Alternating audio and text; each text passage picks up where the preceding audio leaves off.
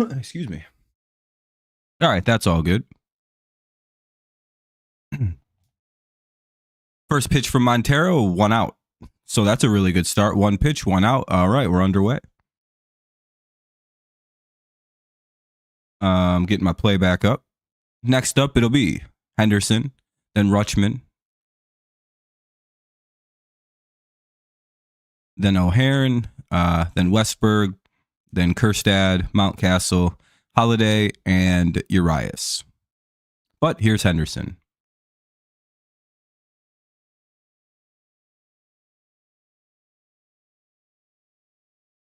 Come on, go away. All right, cool. What's up, Wade? You've been playing softball all day? That's fun.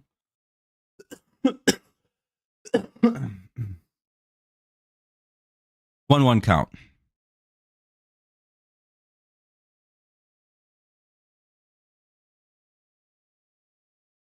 Just watching. Fair enough.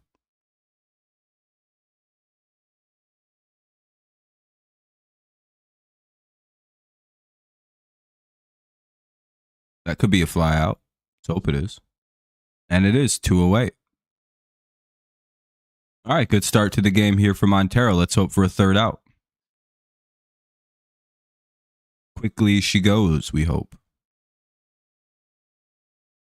Here's Rutschman.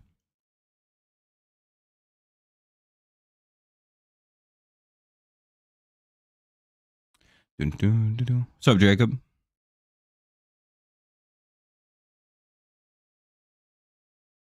It'll be in there for a called strike. 0-1 here on Rutschman.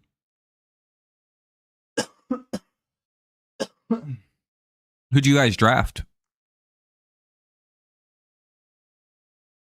Oh, yeah, Will Howard. That's right. Yeah, we'll see if he's any good. Kind of doubt it, but you never know. 0-2.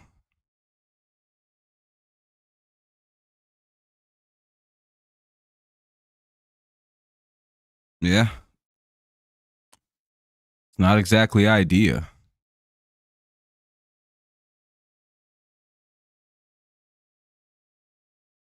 So 0-2 here. Batter took a timeout, fouled the next pitch off. It'll remain 0-2.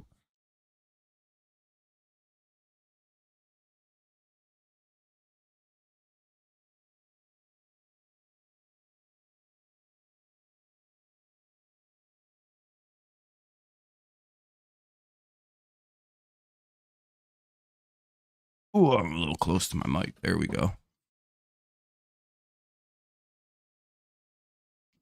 All right, what do we got? Another foul. It'll remain 0-2.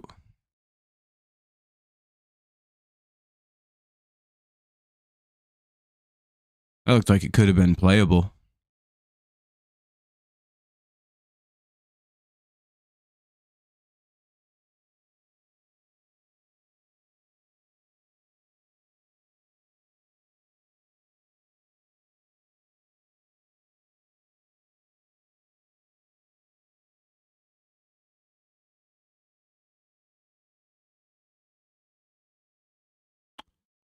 Do.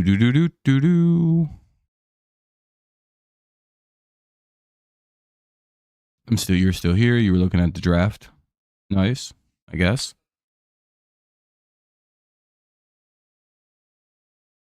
Anyway, that'll be a ground out. We'll head to the bottom of the 1st inning. All right, good start to the game. They get him 1-2-3. Tigers will send Torres, Green, Malloy, Torkelson, Keith, McKinstry, Naito, Young, and Sweeney to the plate. Probably a left-handed starter. Aiken, the starter for the Orioles. So we'll see how it plays.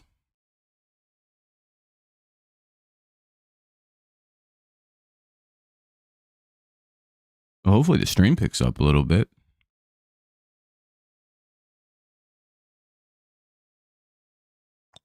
Do.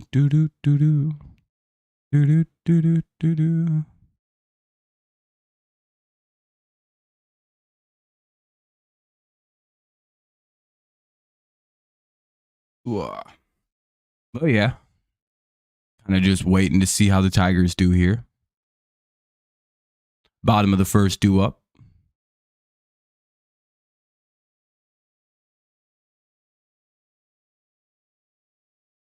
Hopefully we get some offense going early on. Kind of put it to them a little bit. Win the series here this evening, so that way tomorrow is kind of a, whatever game.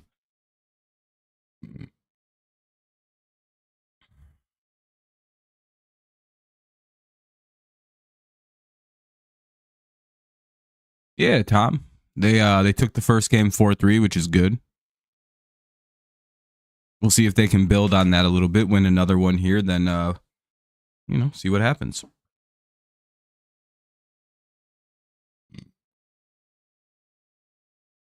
Long commercial break here, though. Holy shit.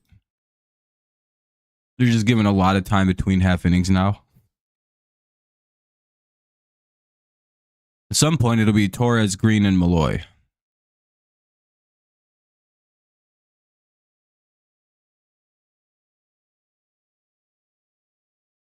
Damn, it's like a 3-minute commercial break.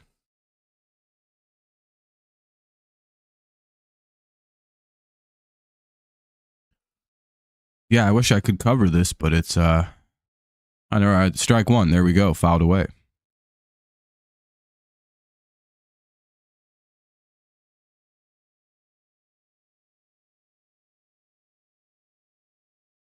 Guess no one's really showing up today. Ball one.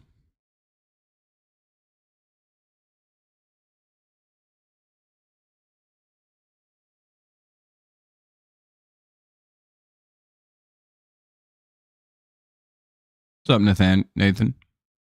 Nathaniel.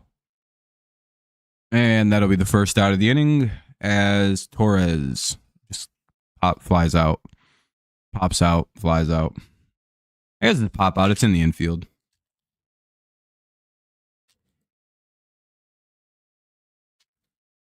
One away. Here's Riley Green. It is a lefty on the mound. I was going to say, why do we have a weird lineup in for it being I mean, it is after it is a double play though, so or a doubleheader day, so.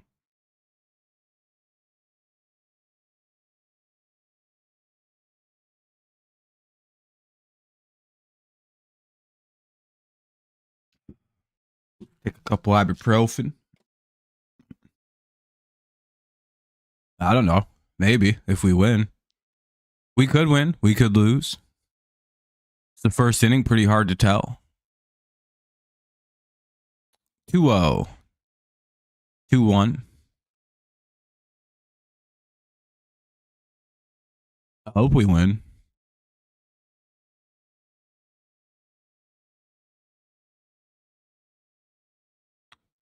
Two. Fouled away. Hopefully we start seeing a little bit of offense, but it's the first inning. Not really too concerned with any of that right now. As long as things come eventually, we're all good here.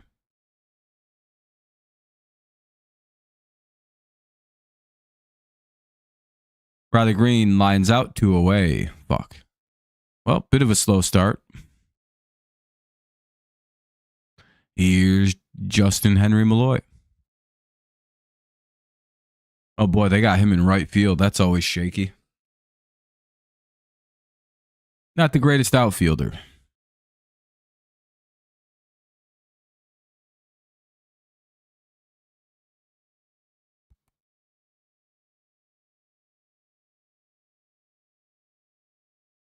Bullpen game for Orioles. Could be a lot of pitching shenanigans. Oh, really? I didn't know they were in their bullpen. I thought Aiken was a normal starter. 0-1. You know what's strange is we have a lot of Orioles fans that watch this channel, and they never watch when we play their team.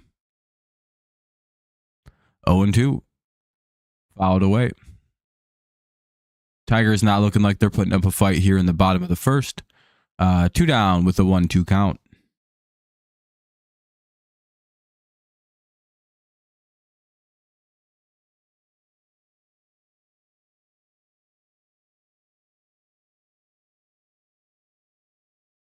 Two, another pitch outside. No chase from Malloy.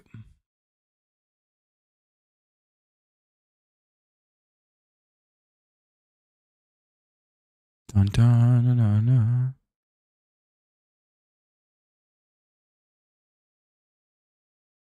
Fouled away again. It'll remain 2-2.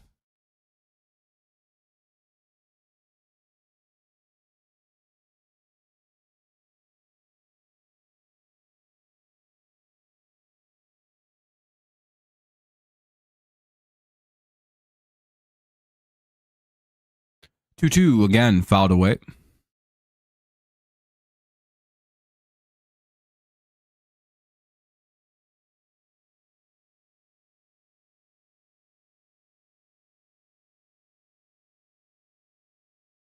Three, 2.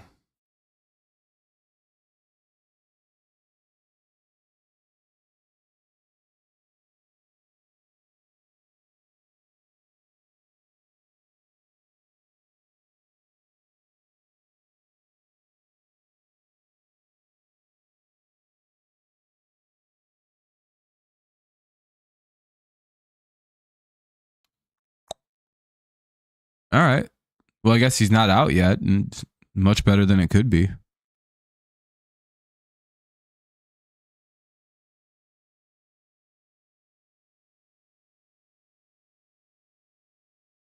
Three, 2.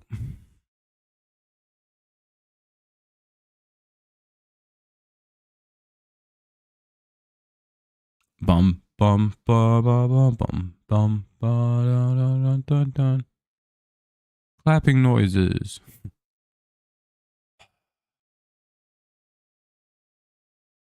Malloy takes time, so now we have to wait even longer between pitches now. Always good.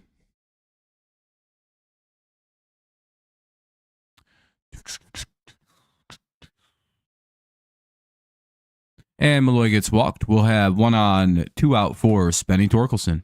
And maybe we'll get a big hit here. He's been pretty good. Hit a home run earlier today. Kind of basically wound up being the thing that won us the game. We won 4-3. So, yeah, that's pretty good. Pretty good. Ball 1. Oh, my headache goes away after I took some aspirin. If not, I'm not going to be able to stream. This is a pretty bad headache. 1-0. Called strike. 1-1 now. Starting to go away, so I'm feeling pretty fine. My fucking head's been kind of hurting today. 2-1.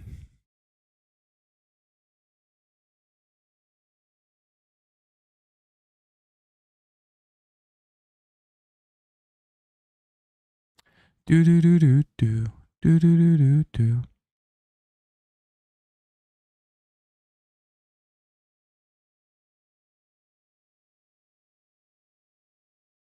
Damn. Torkelson lines out. That'll be the final out of the inning. Looks like a pretty deep flyout, but flyout nonetheless. Top of the second coming up. It'll be O'Hearn, Westberg, and Kerstad. Top of the second, O'Hearn, Westberg, and Kerstad. Top 2, 0-0. All right. Off to a whatever start here.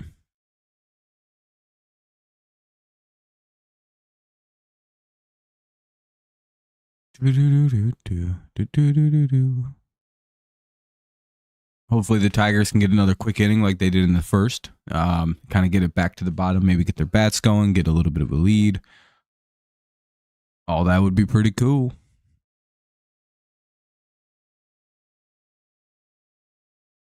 Thunder advanced. Hey, that's good. I didn't know you were a Thunder fan, Seth. To be fair, you only like the good teams, though, so.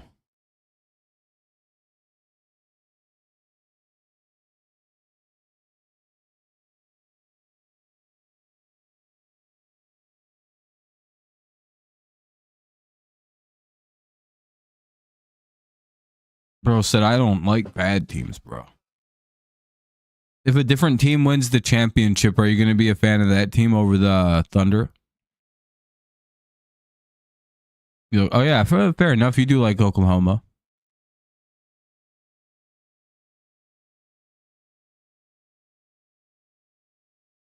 Fair point. Fair point.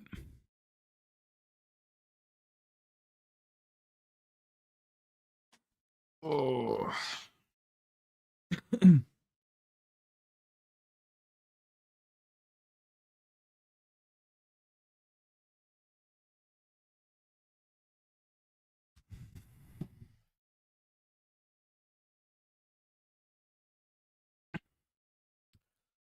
1-0.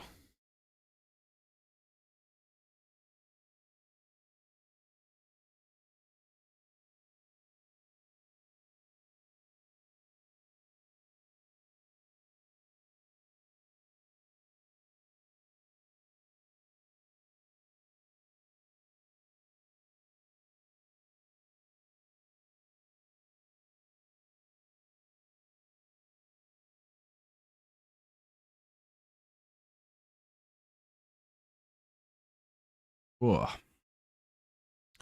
Anyway, 2-1 now on O'Hearn. O'Hearn, however you say this last name.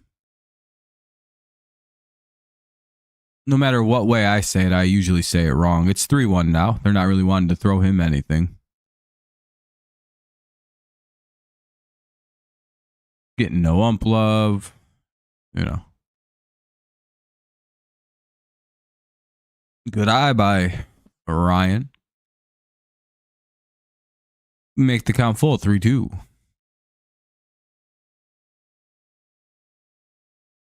Most of the balls that this guy has thrown have come in this one at bat. He's thrown 14 pitches, 10 for strikes, and 3 balls in this at bat. Feels like the ump's just being a little tight on the zone. Who's James Harden even play for now?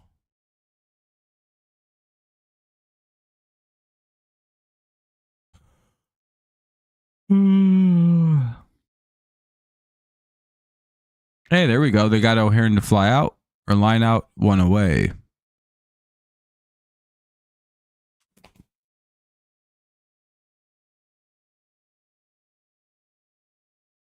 Clippers. That's what I thought. I just didn't remember too cleanly.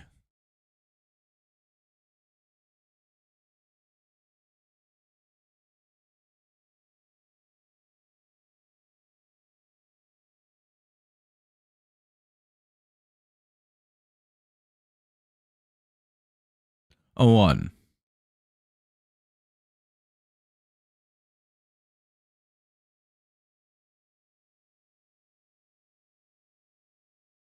Called strike 2. All right. Good pitch. A little bit close to the middle of the plate right there. Don't want to see that spot again.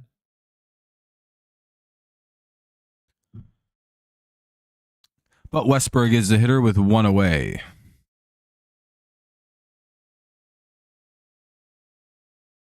Come on, old Kiter. Put him down. Yeah, ball 1. 1-2.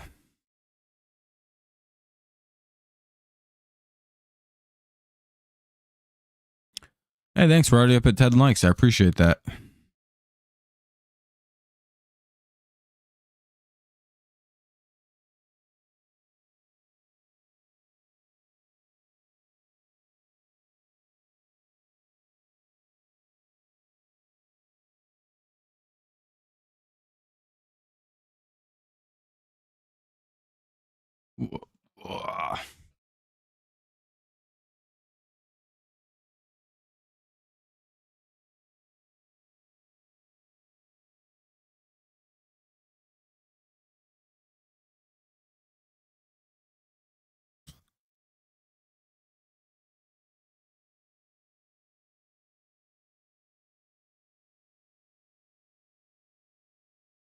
Westberg does strike out. Ball 1 here to Kerstad.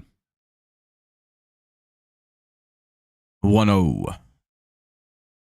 And they get him to line out to Carey or Riley Green. We'll go to the bottom of the second. Another fast inning here for Kiter Montero. Bottom of the second coming on up. Keith, McKinstry, and Nido. Keith, McKinstry, Nido for the Tigers. Bottom 1. I don't know.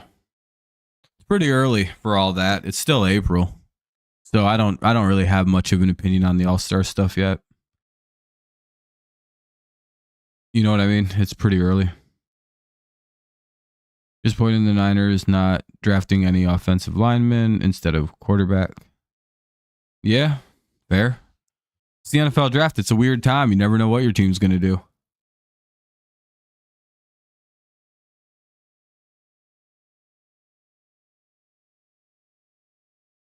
You know, they clearly like the guys they got.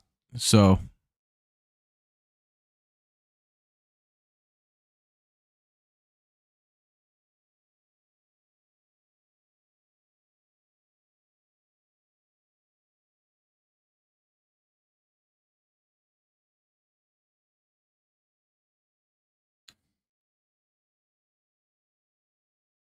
all right, though. Let's see if the Tigers can break out some offense here. Both teams have gone pretty quietly so far. 1.5 bats, we've had nothing.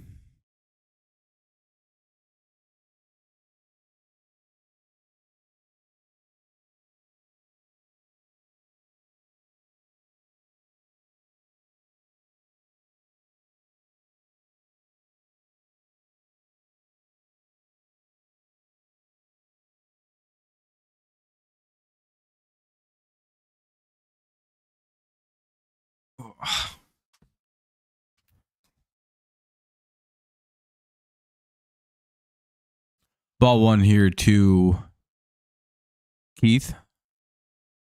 Ugh. A little surprised Ibanez is in out there. Somebody who can like hit lefties a little better.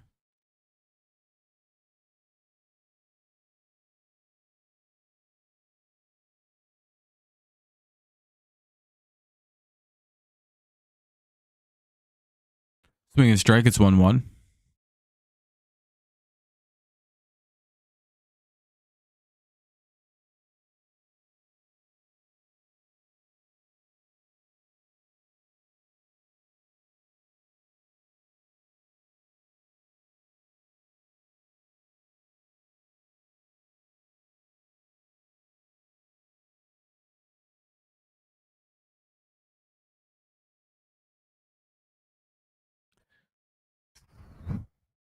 Keith grounds out, 1 out. Here's McKinstry. Just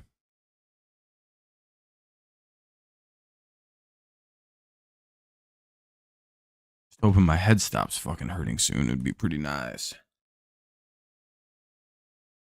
I feel like the headache's starting to go away, which is really good. Swing and strike 1.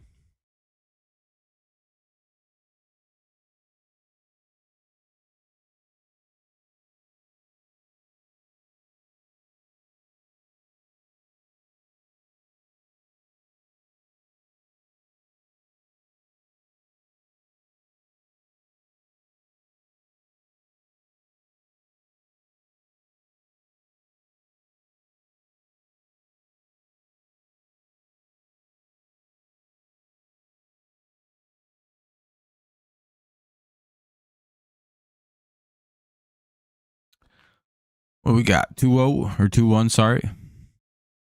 Maybe a little base hit by McKinstry coming. Nope, called strike 2. It's 2-2.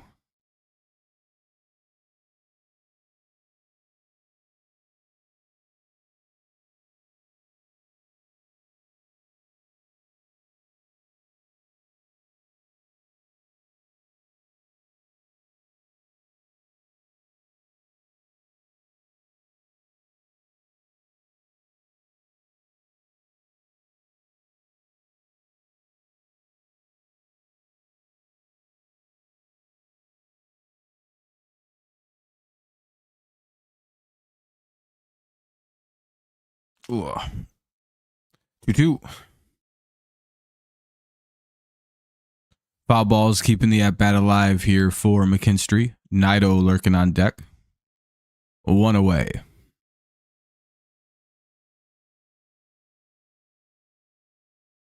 Oh, injury delay. Not good.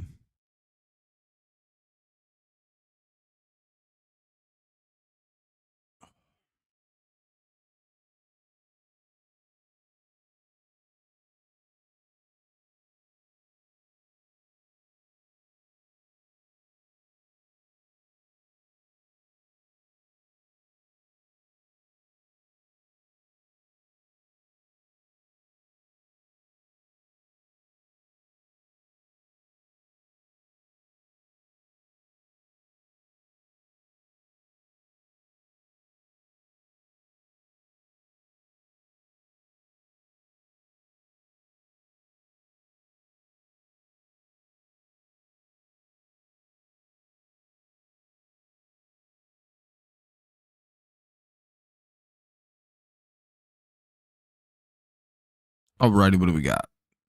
Still 2-2. Bit of a battle.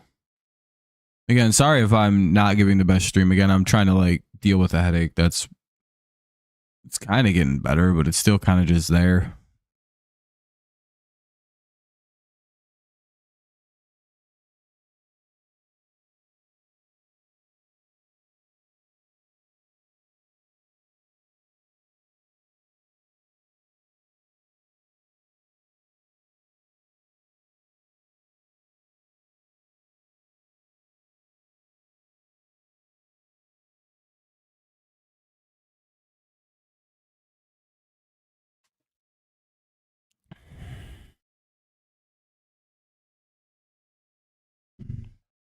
All right, we're just dealing with the injury delay here.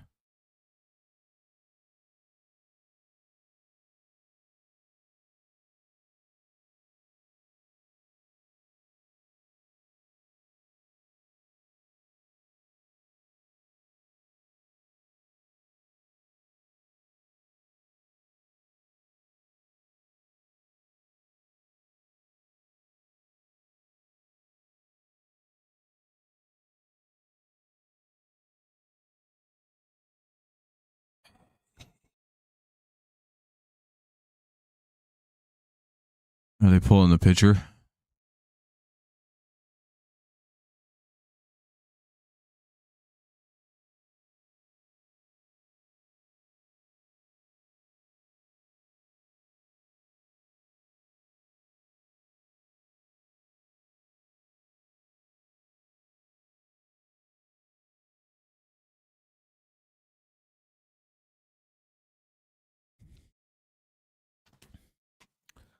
I'm guessing it was the Orioles pitcher.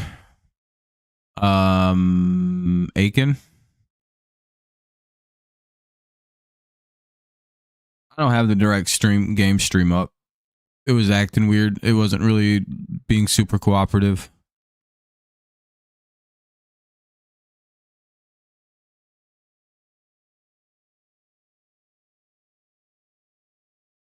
You know how it goes.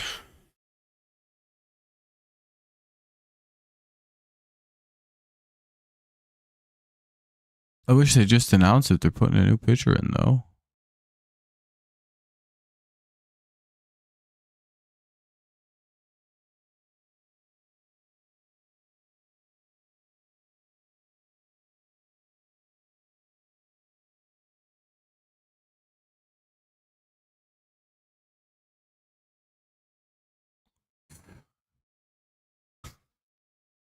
Damn, they're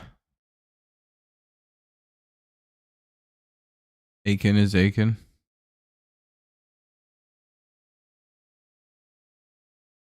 Oh, McKinstry strikes out. I don't know who got hurt. I guess he was fine. They just took a while to do all that. Oh, they challenged something. Okay, McKinstry struck out. There was a challenge there. Now it'll be a pitching change. So now we have to sit through all that all over again. Here's Nido. So after that long break, you know what we get now? One pitch and then another long break for a pitching change. Here's Morton coming in the game.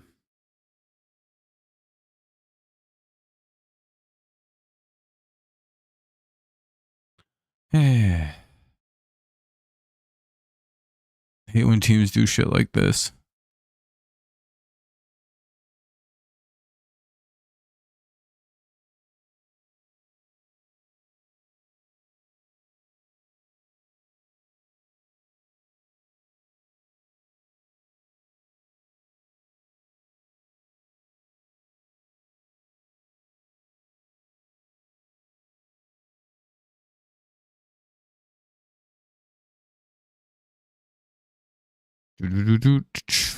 Now we just got to wait through a commercial break so Charlie Morton can warm up, and then we'll see what Nido can do here with 2 away. And that's kind of where we stand. By the way, thanks to anyone who's left the likes, help the stream out. Again, normally I'm a lot more like fun and talkative. It's just kind of figuring out or getting through to the end of a headache that's been rather annoying. I think it's just about through.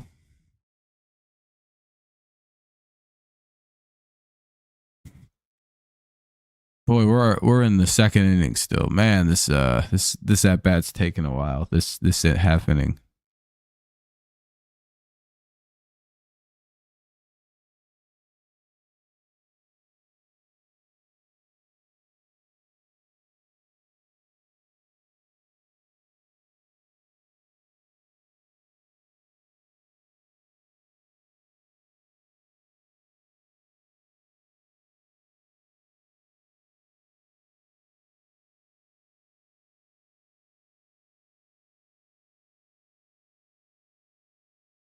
Ugh. 0-1.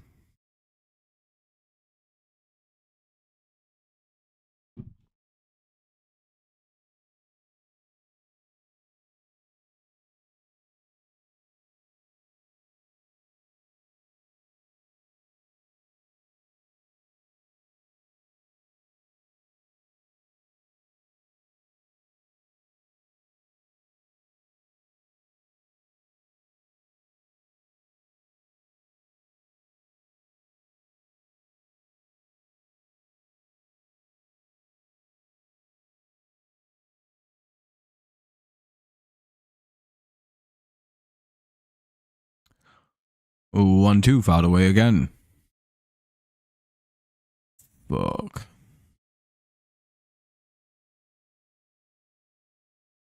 Da-da-da-da.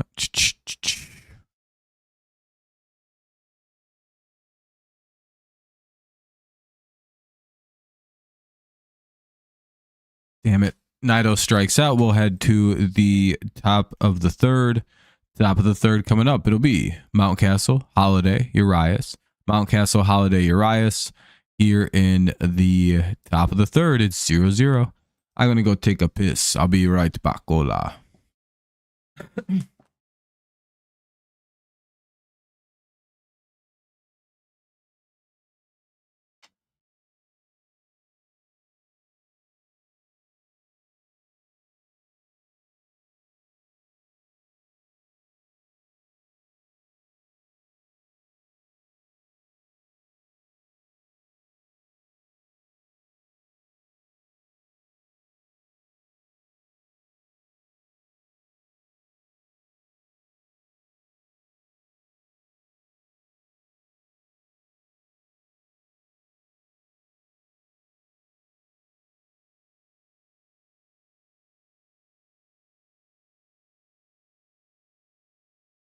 We're back. So, everyone having a good Sunday? Yeah.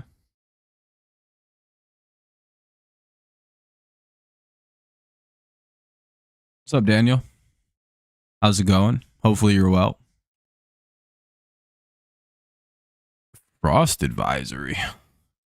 It's a hilarious thing to get. Oh, it's going to get cold. I'm going to say it's been super hot lately.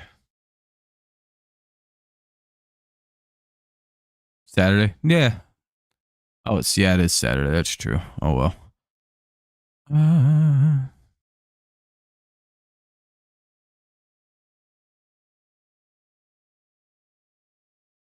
Damn. Frost advisory. Bunch of people are planting trees and shit today, too. They're all going to die. Mountcastle, Holiday, and Urias here in the top of the third. No score. Hell yeah. Appreciate you, Daniel. Look at that. Just keep the streak going and going and going. Like 5 years. Sheesh. 1-1 now. Quite a long time. Hey, thank you, man. I appreciate that. You're far too kind, Daniel. You're way too kind. Thank you very much, man. I appreciate it. You're too good. You're too good of a person.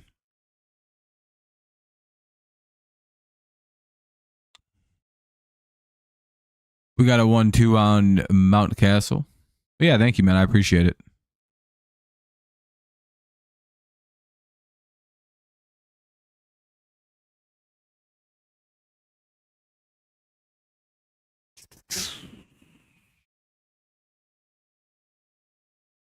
And Mountcastle grounds out, 1 away. All right, good start. Here's Holiday now. Montero hoping to make quick work of everyone this inning.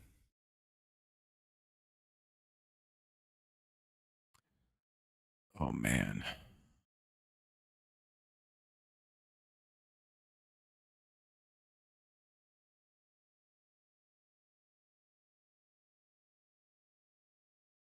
Called strike 1. Damn, that's a risky ass pitch to just throw right down the middle to a player of that could be Holiday's caliber.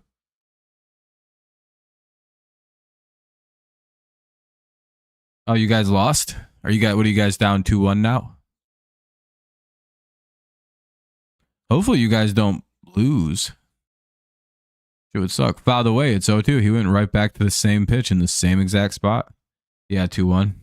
Is it a best of 5 or is it a best of 7? Because if it's a best of 5, we gotta win 2 in a row now. I'm guessing 5. Because it's round 1. Oh, it's 7. Oh shit. Okay, you're all right. 2-0-2. Fouled it away, so it'll remain 0-2. Didn't really miss you, Randy. Where have you been? I don't know. I don't know how basketball works. No one's watching. Dude, nobody watches basketball. Come on. Come on. I bet more people watch preseason baseball than they watch in the NBA playoffs. Come on. No. I don't know why I'm making that noise. And that's only because basketball makes it physically impossible to watch their sport. Like, they're just like, I pay for League Pass. I pay for this. I'm watching on mobile, so I should be, and I'm blocked. Can't watch it. Damn it.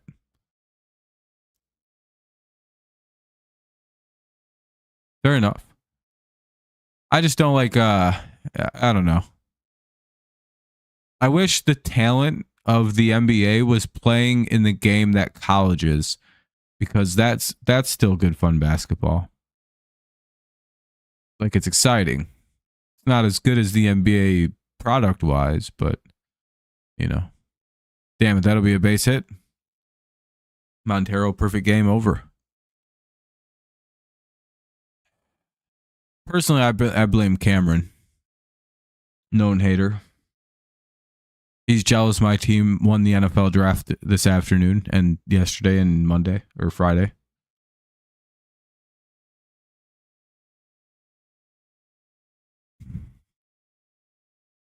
I get it. Jealousy is something. Not every team drafts as well as the Patriots. By the way, it's 0-1.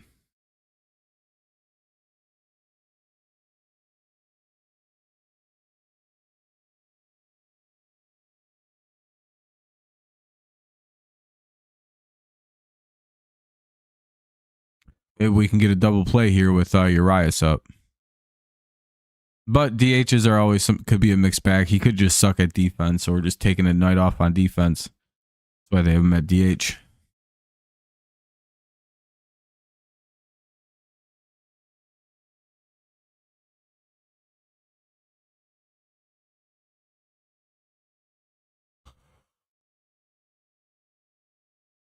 Pick off attempt, nothing going on.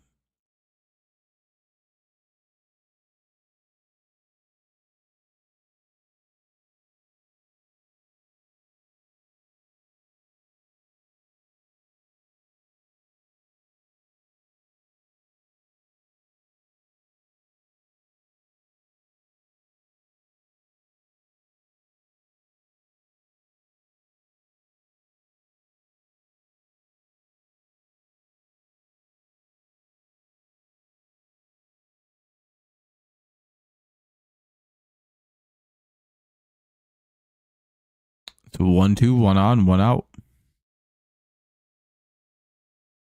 See, I knew I had Cameron shook up because he knew I just called his ass out.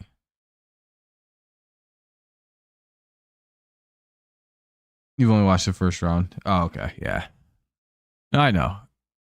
My team actually is doing pretty good in the draft, though.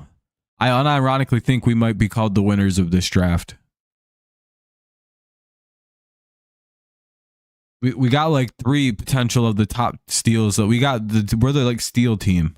We get Kyle Williams, receiver out of Washington State. We get Braden Sowen or some shit like that out of LSU.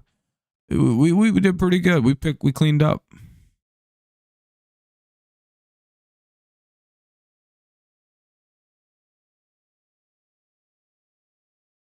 All right. That'll be a fly out, 2 away. Runner holds at first. Giants, yeah, they had a pretty solid draft, especially the first round. I don't know how good Dart's going to be. I also think most of the league just overthought the Shadur Sanders situation really hard. And I think that was a mistake by a bunch of teams. I don't know. I guess we'll see. I think the Giants should not have taken Jackson Dart, though. That guy, we'll see. Again, if you wanted a quarterback, I'd have just waited till next year.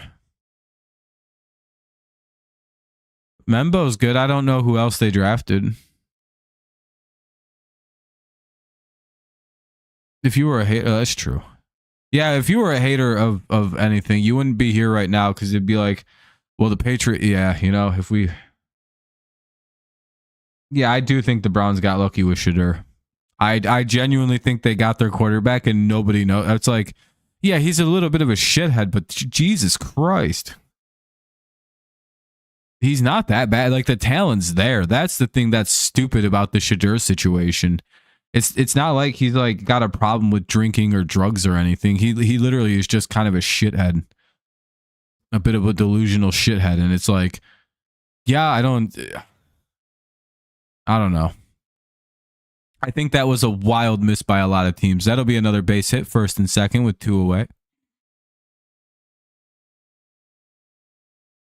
Oh, darts. Yeah, that's true. I don't know. I don't got much against Dart. I think he could be an okay quarterback, but I just don't see why. After Cam Ward, I don't know why this Shadur wasn't next. I mean, I get it, but I'd have took him in like the 3rd round and been like, oh fuck yeah, dude. Now, if he's any talented and any actually good at the position, the chip on his shoulder should be gigantic.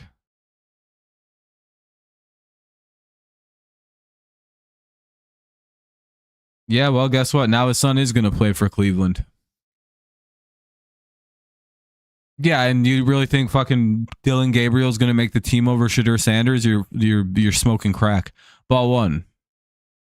The roster will probably be Joe Flacco, Shadur, and whenever Deshaun comes back. That'll probably be the 2 quarterbacks by the time camp is all resolute.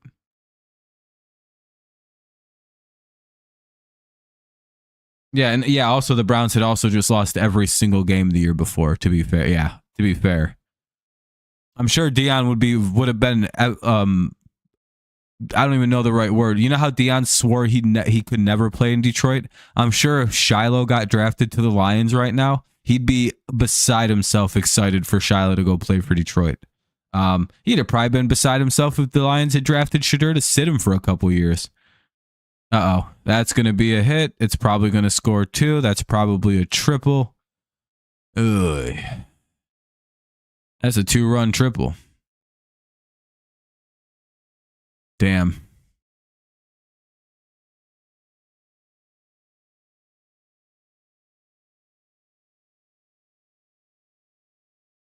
I don't know. I think they got the guy out, but they still gave up 2 runs.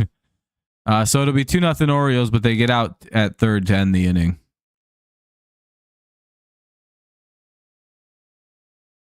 Oh, no, they only get 1. Okay. Oh, shit. They got Mullins at home. Zach McKinstry just pegged the guy at home. Pause.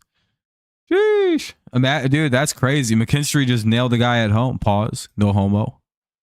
Or is it full homo? Young, Sweeney, and Torres do up.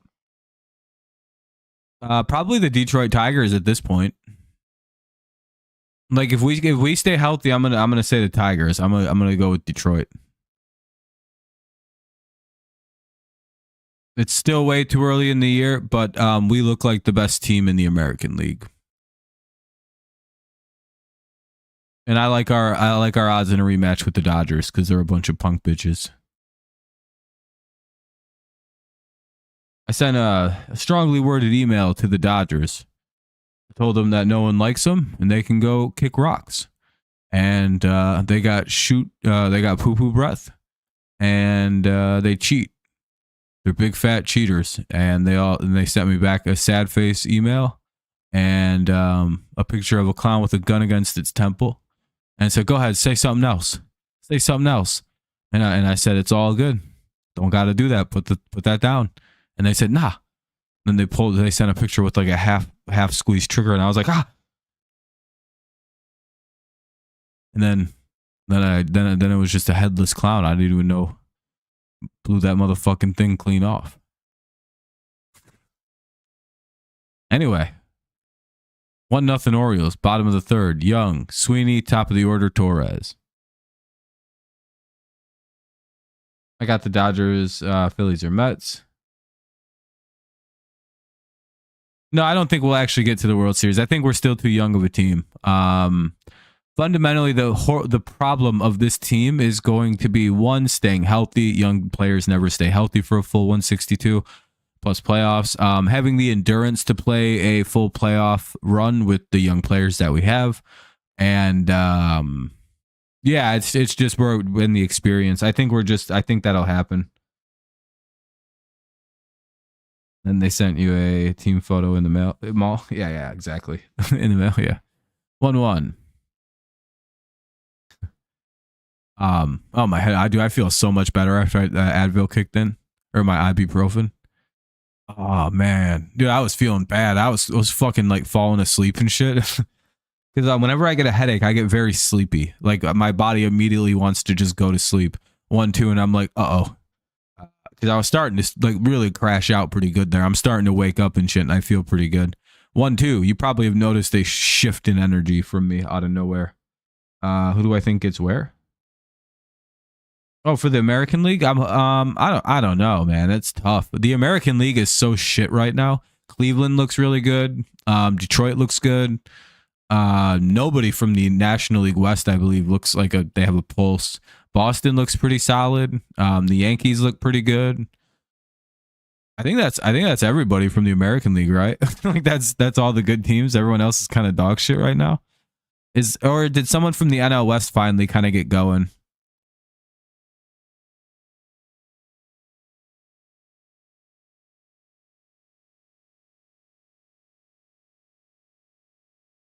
Let's see. Yankees, Tigers, Orioles, or Red Sox. I have the Tigers as like a 26-27 team, but we'll see. Because they're not all the way there yet, the Tigers.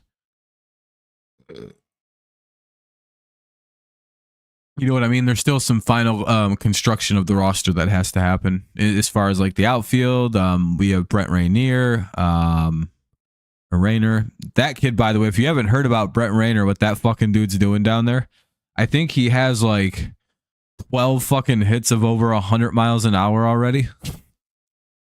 He's destroying minor league pitching. He's hitting everything he touches comes off his bat over 100 miles an hour. It's absolute insanity. He's just slapping the shit around the baseball down there. And he's our future shortstop. Well, McGonigal too. I don't know. I don't know what we're about to do. We have so many good young players coming up. We just need like 28 to come. We'll be unstoppable. We'll be a fucking fortune. Oh, dude. We have such a good future if we can just get this just right. 2-1. And we've early peaked. Like we're not early peaked, but like we've early matured, if that makes sense. And Sweeney will get a base hit. That'll put first and second. How the hell? Oh, Young walked. I was like, how the hell did Young get on? I was like, when the fuck did Young get on?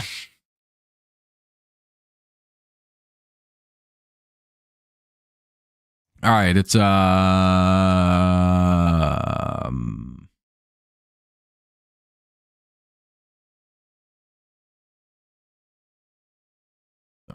Fixing my hair out. Let's go, Torres. Tie it up. Top of the order here with 2 on, nobody out. First and second. You think your favorite college football team could win the Penn State? Maybe. Keep the national championship up in the Big Ten now. Go from Michigan to Ohio State to Penn State. That'd be pretty cool. Yeah. It could be Michigan State's big year too. 1-1. Fucking Nathaniel's like, did he just say Michigan State? I mean, I'd believe Michigan, maybe. They could be good. 1-1 here, 2-1 now. I feel like nobody really cares that Michigan got Bryce Underwood, that like really, really good like prospect quarterback. Like, I feel like that just went under the radar really hard for what, I don't know why either. That kid's an unbelievable quarterback, and he's just playing on Michigan now. You think he's the starter. 3-1. I think he might be a true freshman starter for Michigan. That's how good he is. And expensive, you know. But yeah, that's good though.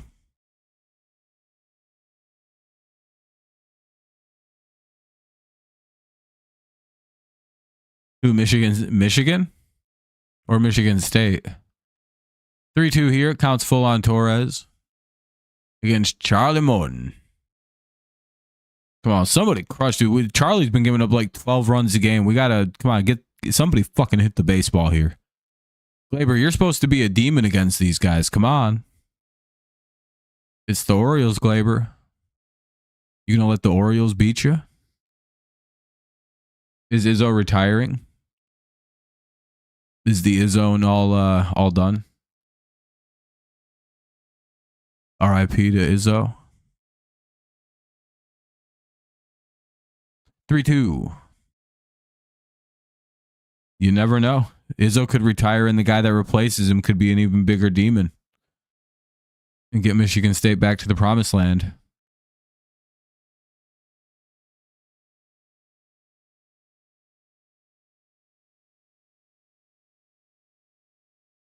Three-two.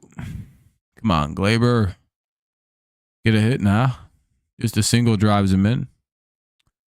That's the least fucking thing that we needed right there. Hopefully it's a fly out.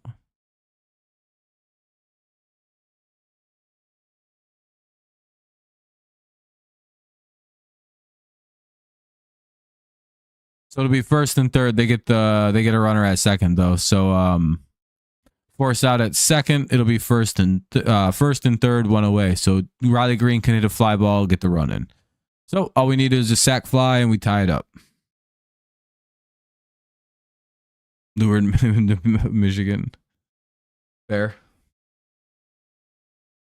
Hell yeah, Riley Green homer. We'll take 3 on that one. Actually, fuck it.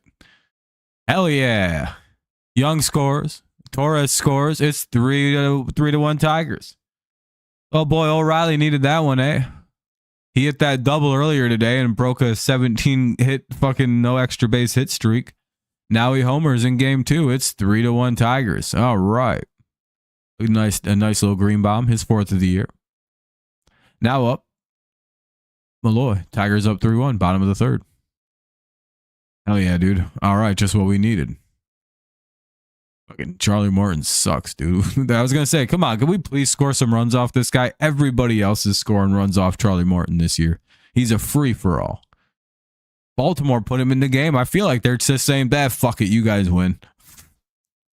And I don't even mean that to be rude. I think they literally just went, we don't care. This season's so fucking stupid. 2-0. They really should have just spent the money that the owner said to in the offseason. I genuinely will never understand what happened. You know how Baltimore got new owners, right? Very, very wealthy, very, very wealthy owners, right? Do you know one of the first things they told this coach and GM to do? They're like, you guys have a blank checkbook. Go get anyone you want. Like they theoretically could have like negotiated against the Dodgers for Shohei Ohtani. Like, and I'm not even messing around. Like that ownership group, if they would have been like, hey, do you want to go get Shohei? They'd have been like, yeah, go get Shohei. That's the kind of open checkbook that these idiots had. And you know what they said? We're not going to just go spend money like that. We believe in the way we're building our team. And then they signed fucking Riley. Then they fucking signed Charlie Morton. It's just like, damn, dude. You could have spent crazy. I think this was the first offseason that they had like the real freedom to be like, hey, this is kind of how we want to take this. You know what I mean? Like, instead of like transitioning as being the new owners, kind of getting things in place, you have this offseason of actually setting everything up. Yeah, they are. They're pretty wealthy. It's like a ownership trio of like 3 different people. They could have afforded. Nathaniel, I get you, like, you're a hater, but dog, you're that's annoying, dude. They're billionaires. Like, are you retarded? Cool, they have more. Who cares? You know how much money billions of dollars is? They're just as rich as all those other guys. I don't. What's the point here? What are you? I guess, man. You? Who gives a fuck? Like, genuinely, who gives a shit? Are you implying that they couldn't have afforded to sign Shohei Ohtani in Baltimore? Is that what your argument is? Or is it just other teams got more money? Yeah, I'm sure the fucking Tigers have more money too. Whatever weird shit you're doing to play down Baltimore for some reason. Yeah, I could imagine you do. Holy shit, dude. That's annoying. Yeah, Baltimore isn't the richest team in baseball, but guess what? They have very, very, very wealthy owners because their owners are fucking billionaires, like most of them in baseball now. And yeah, they can afford to go. They had a blank check. They could have spent $1 billion worth of money in baseball, and the owners would have been like, yeah, that's perfectly good to go. And you're going, yeah, but other teams got more money. So no, Baltimore couldn't have did that. It's like, yeah, they could have. Why couldn't they have done that? Because other teams have more. So the Tigers have more money and didn't get to sign fucking Bregman. We have more money than the Red Sox. No, it's fine. It's just I get really annoyed when people just like let their hatred of another team blind people to like the reality. It's just like, yeah, I get it. You hate the Orioles. You can shit on them all you want, but I'm not telling lies up here. I'm telling the facts of the situation here of the Orioles offseason and why it was like really off and like why it didn't go good. And why they're probably playing like this right now, why they're 10-16. And you're like, it's because they're poor. It's like, no, they're actually pretty rich. They got billionaire owners. Their owners gave the players and a blank check, and the weird coach and the weird GM just kind of went, no. That's the funniest part of the whole thing. Nathaniel, you have to agree, that is actually very funny, that a GM and a coach were told to go spend money however they want, and they signed like fucking Charlie Morton. I'd fire Elias, by the way. He'd be out. No, you're getting hung up on how rich they were. You're really weirdly getting hung up on that. You're way too hung up on a fact of the case that doesn't fucking matter. I promise. You're caught up on something that is so far beside the point. You're like, well, how rich are they? Billionaires? Who cares? After the billions, it's pretty fucking irrelevant, man. They're rich enough to have bought $1 billion baseball team. That's how rich they are. And still have money to spare. Like, they didn't spend their last $1 billion on the baseball team. You kind of get that? They're multi-billionaires. You don't just like get to like buy. Yeah, you 100% missed the point in that the Orioles' wealthy owners gave the coach and the GM a blank check to buy any player that they wanted to. And they went out and got Charlie Morton and like told the owner, no, we're going to build culture. And you said, yeah, they don't have that rich of an owner though.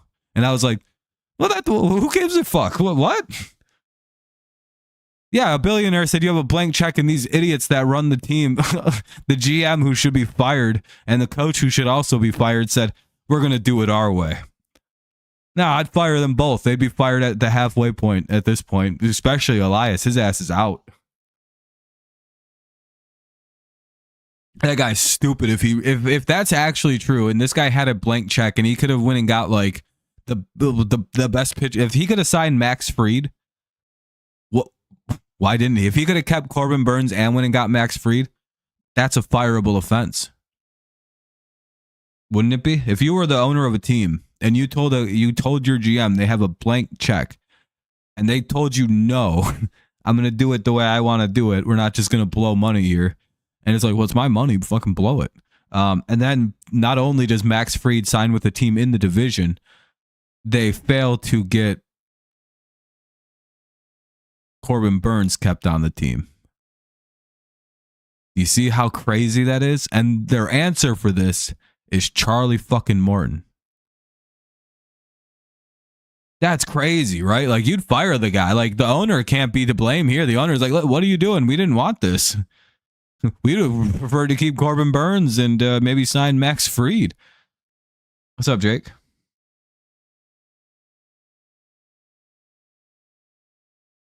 Yeah, I know he wanted to go to the Diamondbacks, but you could have offered him a lot of money to stay with Baltimore. You know what I mean? I understand that ultimately Corbin wanted to go out west. I think he's from Arizona or something like that. But you probably could have convinced him to stay with some money. You know what I mean? And then it's the Max Fried thing. It's like, how do you have a blank check and let Max Fried go to the Yankees when your biggest need is pitching?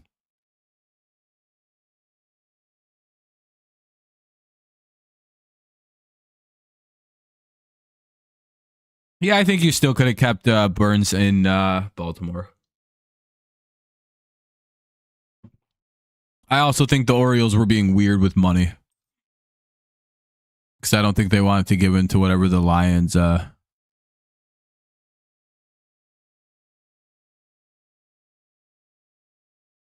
to Motown, Dominic, love it, with 8 touchdowns for Joe. Cool.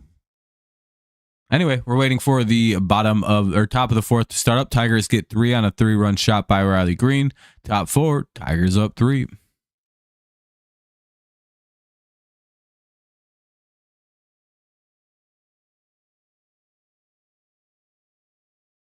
Sorry, just replying to a text.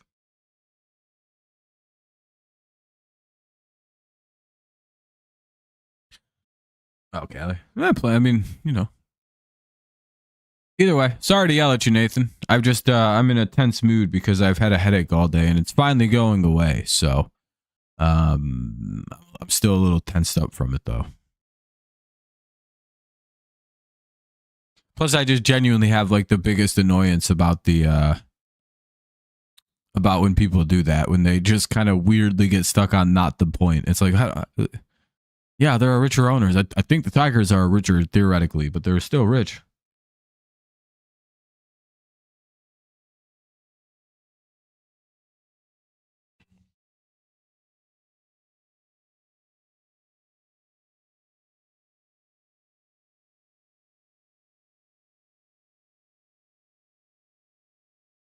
Take a couple Advil, couple ibuprofen, couple of acetaminophen. You'll be feeling all better. Take some drugs. If you're feeling good, Wade. 2-1 here on Rutschman. It's Rutschman, O'Hearn, and Westberg.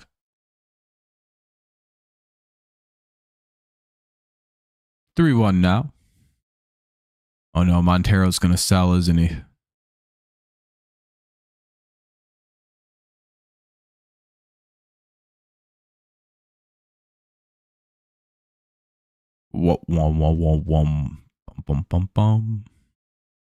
And they walk Rutschman, leadoff walk here. Here's O'Hearn. You know what I haven't seen a lot of this year for some reason? It seems like teams just don't turn double plays anymore. Is it like hard as fuck now? And I don't know why. Double plays used to feel like a real common part of baseball.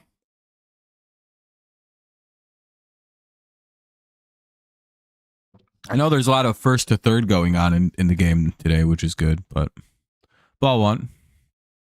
I guess everyone's just kind of getting faster too. Could be that. Just a general speed increase in the sport. Makes it a little bit harder to double people up. Perhaps.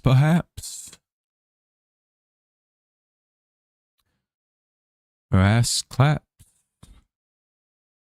Dun-dun-dun-dun. Anyway, 2-0. Runner at first. Nobody out. Montero refuses to throw strikes.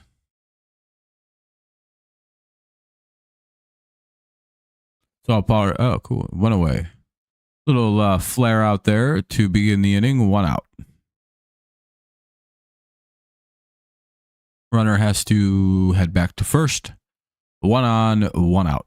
Here's Jordan Westberg. Let's hope for a ground ball here. Maybe a little double play. A little un for the price. Or toi.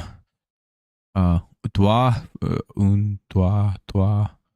Un de toi. I don't know French for two. Two. Un. Two. Two. In a French accent. All right, pretend I'm French. Two. There we go. There's a pretty good impersonation of a French guy saying two in his native language.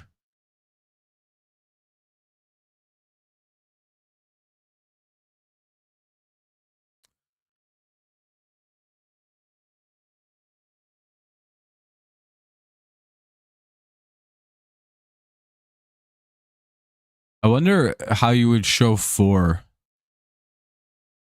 No, four, I guess would be easy. Five, you just throw up a V. Six, VI. V2, V3.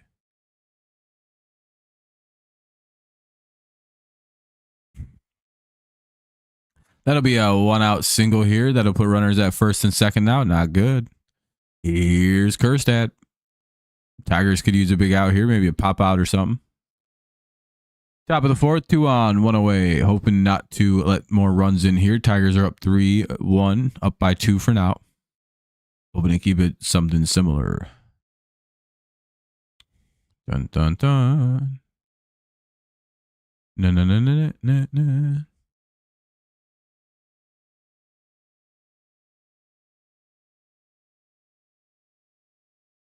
Ball one. Kind of a shit call. Must have been a little too high.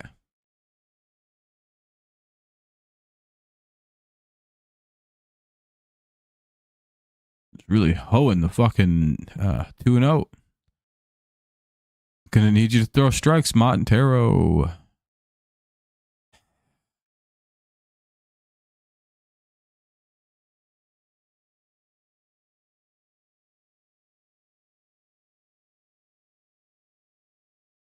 Two-0.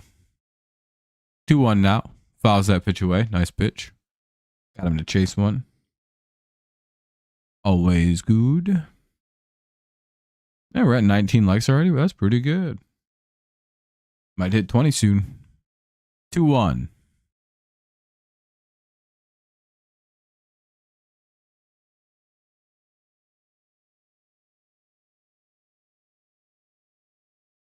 Swinging strike two. Nice pitch. All right. 2-2. 2 on. 2-2 count. 1 away. It's always nice when everything is even twos. A 2-run lead for the Tigers. 3-1. Tigers lead. Top of the fourth. Here's the 2-2. Can only hope for a ground ball. And that's fouled away. Kind of remain 2-2. Ground ball, double play. Let's hope. Everybody's hoping. Everybody's praying. Deuce is the count. Throw a little nasty change or something.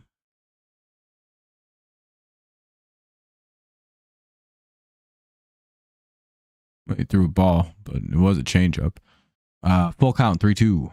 Runners will probably be on the move here, even with one away. Or at least they'll be cautiously on the move. If you're Montero, you need to probably get it out here instead of walking the guy.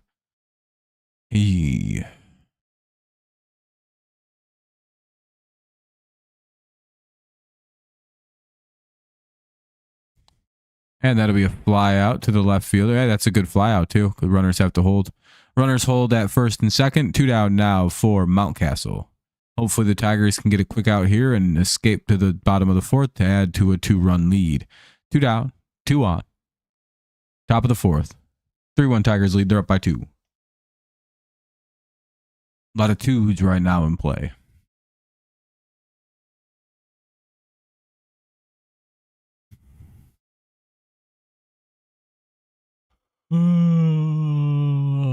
Ball 1. Excuse me on the yawn there. Sometimes that happens, right? Yawning is a part of nature. What it does is it shows that you're tired, which is an evolutionary way to show that you're ready to go take a nap or go to bed for the evening, or that you're bored. This has been a Rob Science Talk. You've been educated.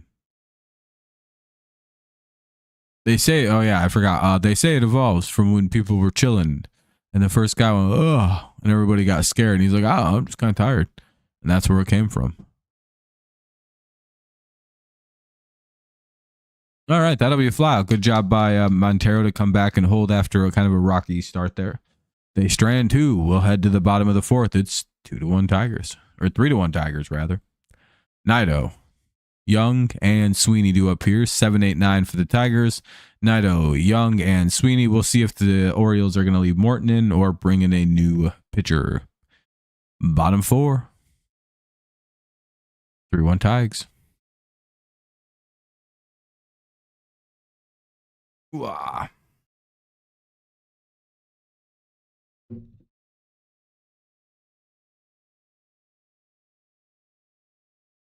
Yeah, that's why I yawn a lot. I'm trying to talk to these demons to find out what the deal is, but you know what the most annoying part about like ghosts and stuff are is people are like, oh yeah, but if you want to see a ghost, you'll never see one. Like, that's bullshit. I want to be bothered by a spirit. Yeah, hopefully it's a good doubleheader action day, Neil. How you doing though, man? Nice to see you. Like, I'd like to see a spirit be interacted with by the devil or a demon. Just so I know all that's real, you know, not even for anything more nefarious than that. It should be like, oh shit, oh that's crazy. Guess I better go pray. Like, dear God, sorry about all the shit. I'll see you Sunday. But until then, you know, I don't got nothing to believe in none of that for. Just like one ghost, I'd be like, oh shit, there's an afterlife. But see, then again, I'd be like, oh, I kind of want to be a ghost. I want to see what happens. Unless it's uncomfortable, like you're just kind of always itchy. It's like, why am I vaguely itchy? They're like, yeah, it's just how being a ghost feels. It's weird, shitty. It's just kind of like your nipple itches a little bit. It's like, super uncomfortable. Like, yeah, please don't itch it. It's weird. You have no way to itch it. You're a specter. It goes right through. It's fucking. That's why ghosts are always like, they're actually crying because they can't itch their ghostly nipples that are kind of hairy and rub it against the cotton of their ghost shirt. Don't know why that skin contacts, but the other skin won't. But that's just, you know, poor build of the ghost. Ball 1. Anyway, Nido, Young, and Sweeney, 7-8-9.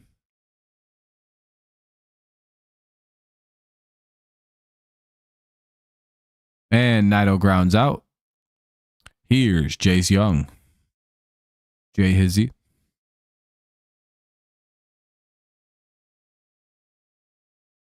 Wouldn't it be funny if his name was Yace Young? Like, just like his last name is like Jung. If his first name was like, you know, it's Jace, Jace, be Yace. Sorry, Derek.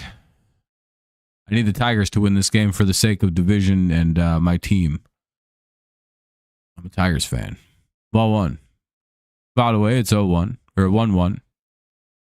Don't know why I just said 0-1 after I knew there was a ball. We got a 1-1.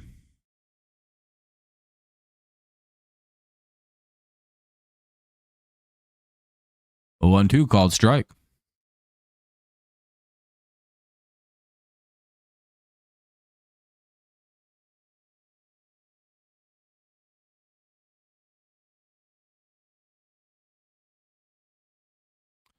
Ball one, away, high. Deuce, deuce now. One away for Mr. Young. A Young bomb would be pretty cool. J bomb. Well, that sounds pretty much like Jew bomb. I shouldn't say that.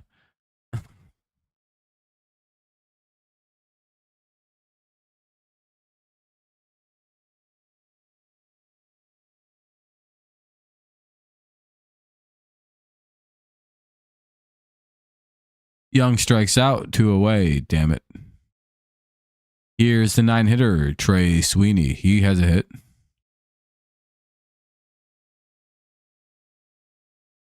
Bum, bum, bum. 3-1, Tigers, bottom of the fourth. Hey, you're listening to Radio Disney. Go fuck yourself. Ha ha ha. Here on Radio Disney. Go fuck yourself.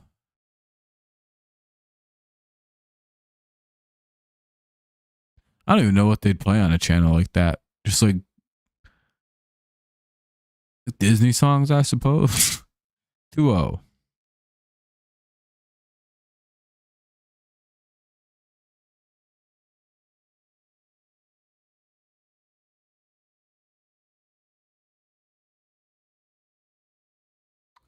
All right. It's called strike. It's 2-1.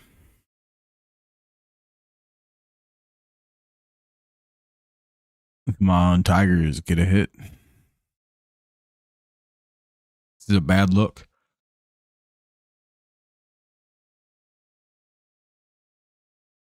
Need a lot more runs.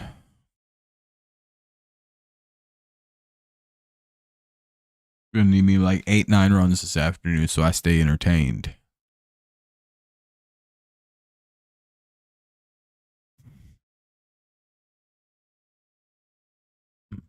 Plus, I also just don't like them being so close in the score. Only up by 2.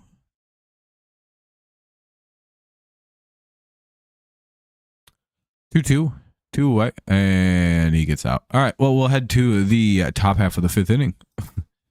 Quickly so far, it'll be Holiday, Urias, and Mullins.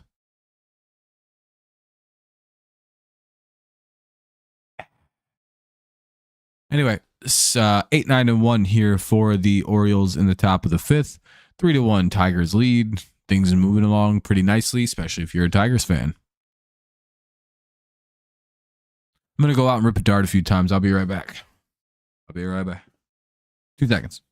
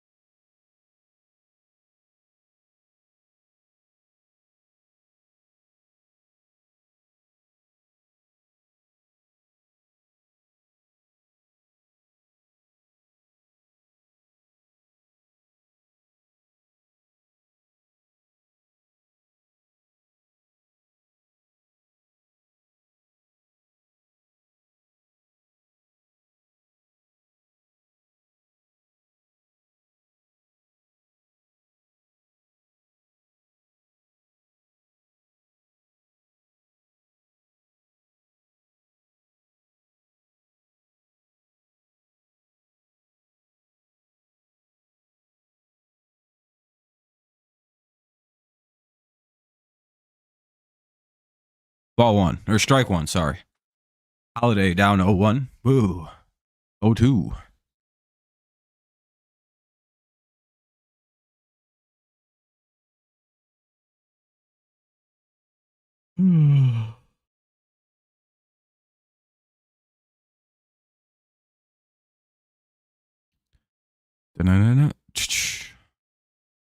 Ball one, it's 1-2.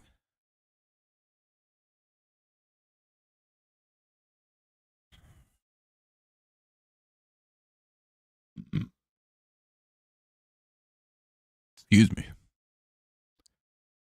All right, we got a 1-2 count here on Jackson Holiday. 2-2 now. They might have moved him too quickly through the minors. I don't know about all that. But at the same point, he was tearing the cover off the ball down there. Kind of like that sticky, you know, like, oh well. 3-2. Come on, Montero. Need a stronger start than that. Started off so good. And he walked him. God damn it. 4 straight balls. Man, Montero is just not, he done got control today. 73 pitches, 44 for strikes. Yeesh. 30, what is that? 32 balls. 29 balls.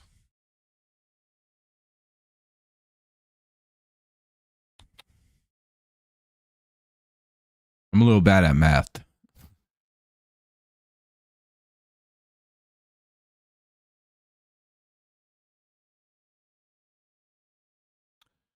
Fouled away, it's 0-1.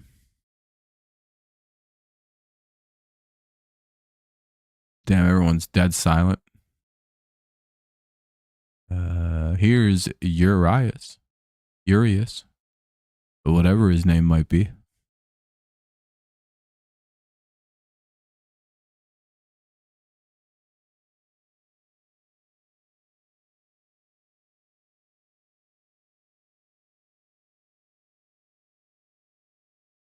One.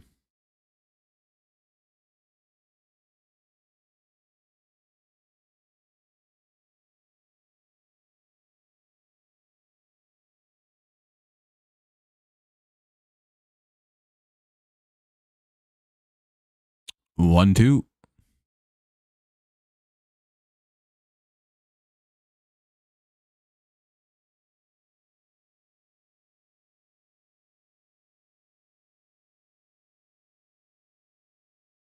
Do.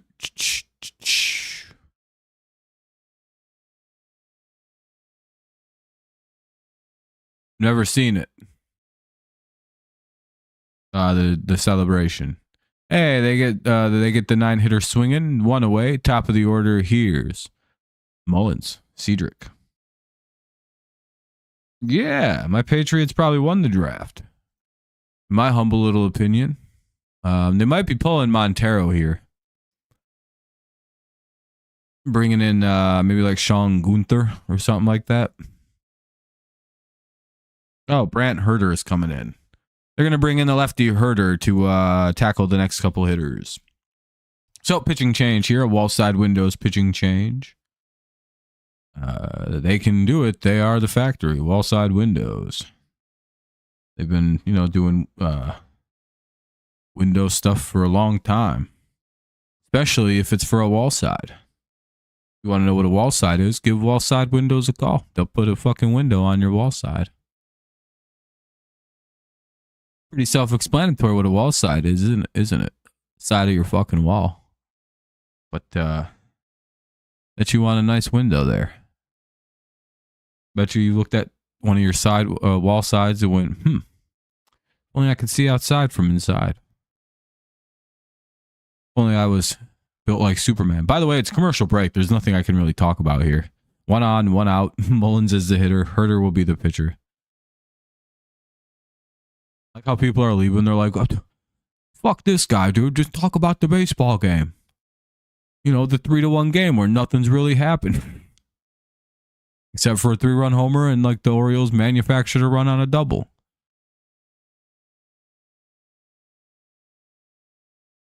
It was pretty cool. McKinstry gunned a guy out at home, I suppose, from left field. That's pretty good. Pretty big moment, I would have to say. It's the reason it's 3-1. McKinstry cutting that guy down. He's done all right in the outfield. He's kind of starting to adjust to being a decent outfielder now that he's played there for a month. Pretty nice to see. Hell yeah, dude. More people are leaving. I appreciate that. I'm going to go and watch the game while they're talking where the game is happening. Like, yeah, that's nowhere. I don't appreciate missing pitches. Anyway, hopefully they'll start throwing some here soon. It'll be Herter versus Mullins. Strike one.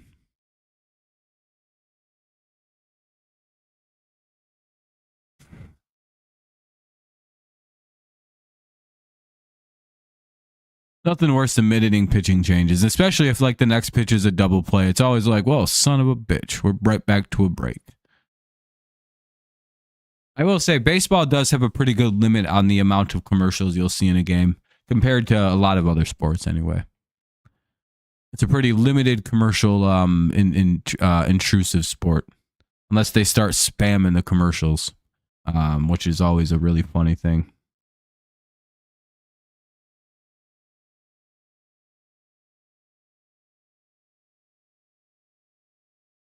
One, two.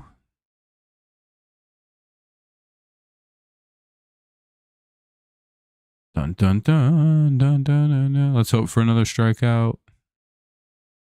Pick off attempt at first. Nothing happening. It's always funny when someone does eventually get picked off, even if it's your own team. It's like, what an idiot. Got tricked, dude. That guy, it's like, he was 100% running. 2-2. And I always get a little annoyed when the pitcher gets a little too preoccupied with what the runner is doing over at first. It gets a bit annoying. Where it's like, all right, dude, now you're not throwing strikes because of it.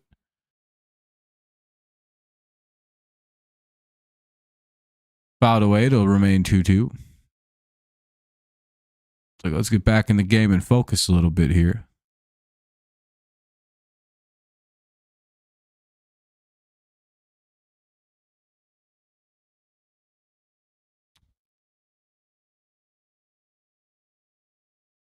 Two. 3-2. Damn it. Damn, we should have just left Montero in if he's going to come in and do this. I'll be right back. I'm going to go grab some soda here in a second after this at bat. Counts full. Makes a double play damn near impossible now.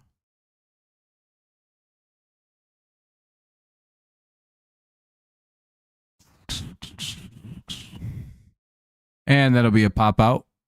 Second baseman makes the play. 2 away. Nice job by Keith. Here's Gunnar Henderson. Gunnar is up. I'll be right back. I'm going to go grab some pop.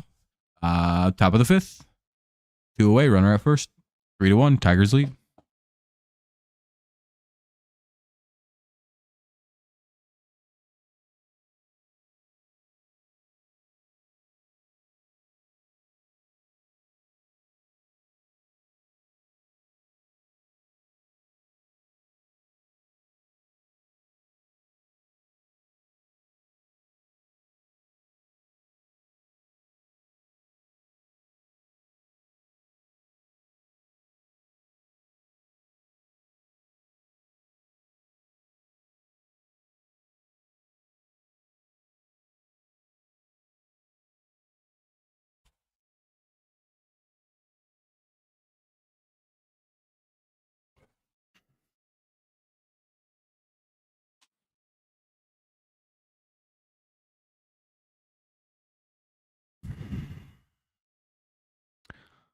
A 1-2.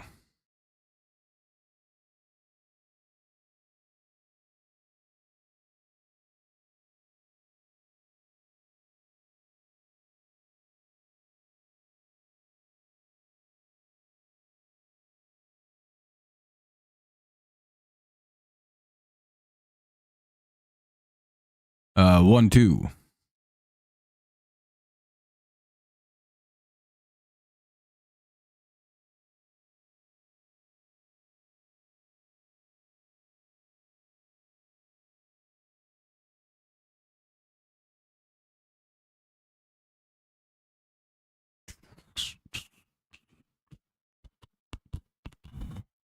Fouled away. Another 1-2 coming.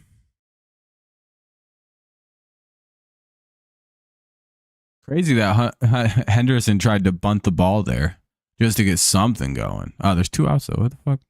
Guess he just tried to sack bunt him or bunt for a hit. Get something.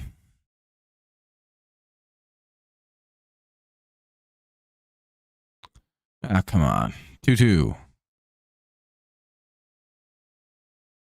We're getting kind of hosed by this umpire in this game. See, it was weird because the Orioles were getting hosed in game 1. Now we're getting hosed in game 2. It's like the umps went, yeah, this game.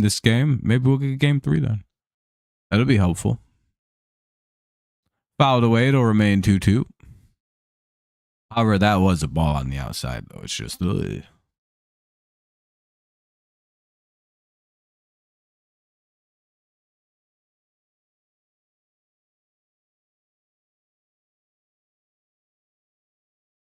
What do we got? 2-2. Open for the 3rd out of the inning. Let's see if we can find it. 8th pitch of the at-bat coming up, too. Sheesh.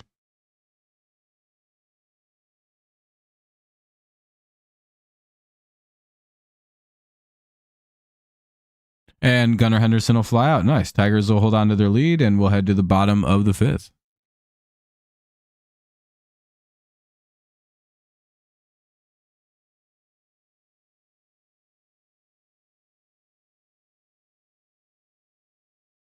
All right.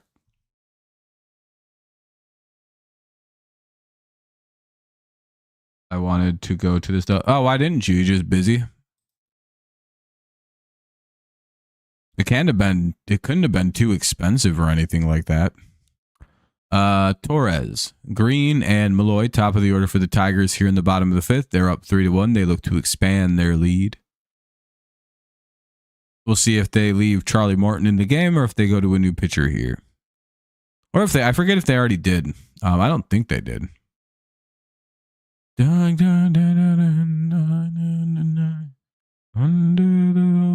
night. No,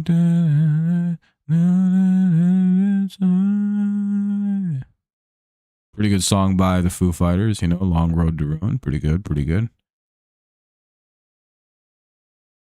Foo Fighters from about 15 years ago was producing some like all-time classics. Scooball versus Kramer tomorrow, potentially. Do you think it was just like Dave Grohl got a hold of like a bunch of Nirvana songs and was like, oh, hell yeah, dude, I can use these now. Not even trying to be like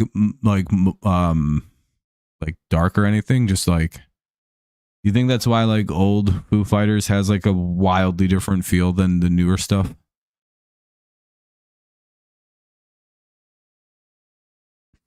Would have missed some of the first game. Oh, fair enough.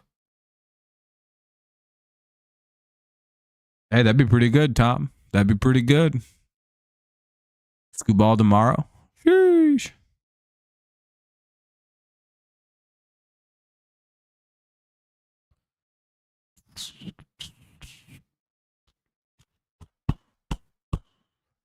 All right, Torres lead it off. Charlie Morton's still pitching. All right, let's get some damage in. I'm predicting a home run this inning.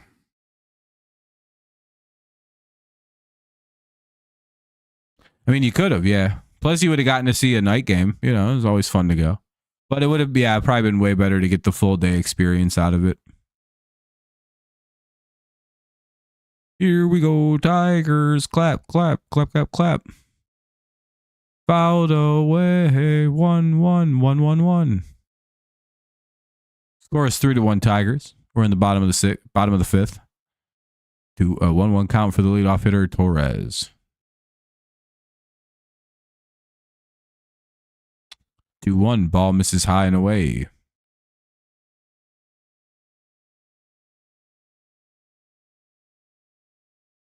An eagle kisses the ball. The ball becomes a sphere. The sphere enters a new dimension. where your mom is queer. You were never born. 3-1. Hey, they walk Gleyber Torres. Here's Riley Green, who hit a 3-run. He's the difference maker for the Tigers. He's got one of our 2 hits today. One of them being a home run, which was by Riley Green. We have one. We're up 3-2 with 2 hits, or 3-1 with 2 hits. They have 4 hits. We have 2. One of them a home run, giving us a 3-1 lead. Very funny. Maybe if Green can hit a second one, we go up 5-1 with 3 hits. That's pretty funny too. Called strike.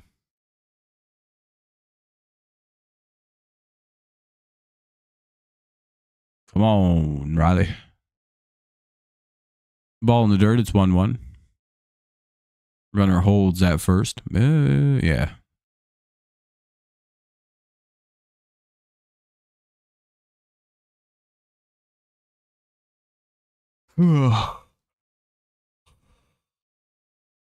Excuse me.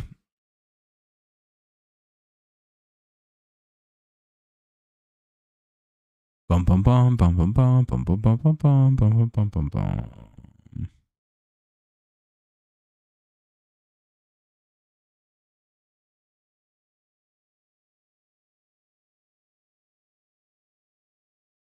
By the way, the count will be 1-2.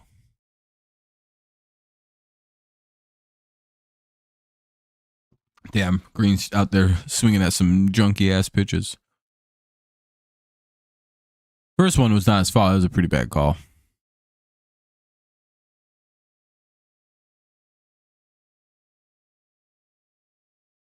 Bum, bum, bum, bum, bum. Every little twinkle in the world.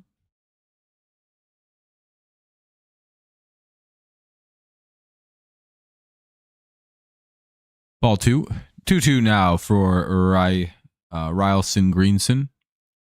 If you didn't know, Riley's first name is Rylson McCorlison Adersfald III Green.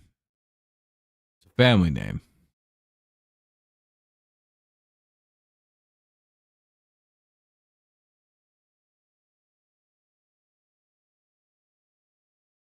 Two. He just goes by Riley for short. It's a lot easier that way.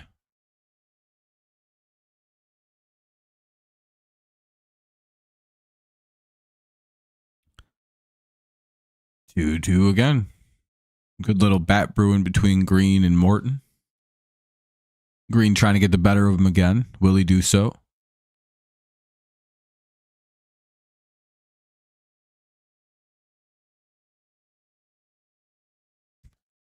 Three-two. Nice take. Patience works.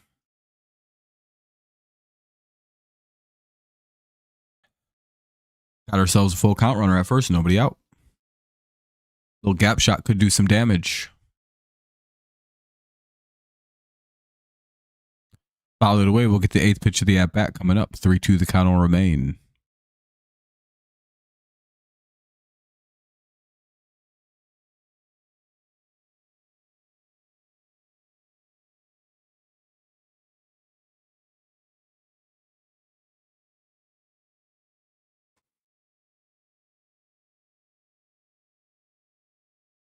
And Riley Green walks. 2 on. Nobody out. Good at bat there by Green. Here's Justin Henry Malloy. Wonder if they're going to bring in a new pitcher. Nope. All right, let's see what Jahan can do. I believe in the home run. Oh, wait, they might be pulling him. I don't know.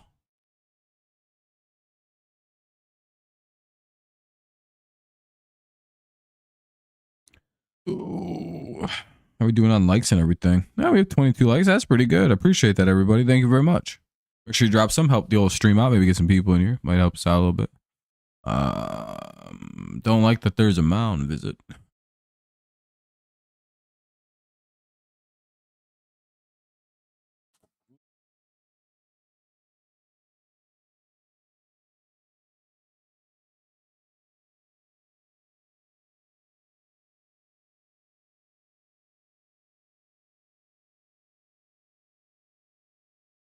Whoa.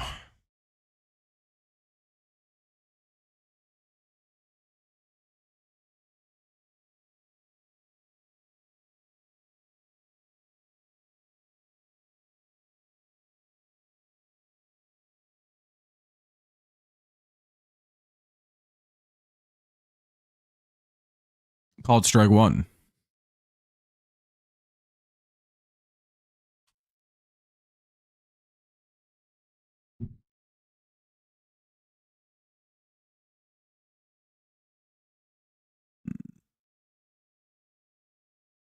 Damn, looks like an out. One away on a quick fly out. One out, runners at second or first and second. Here's spinning two bats, Spencer Torkelson. A hit here would be pretty good. Would be effective. We'll see though.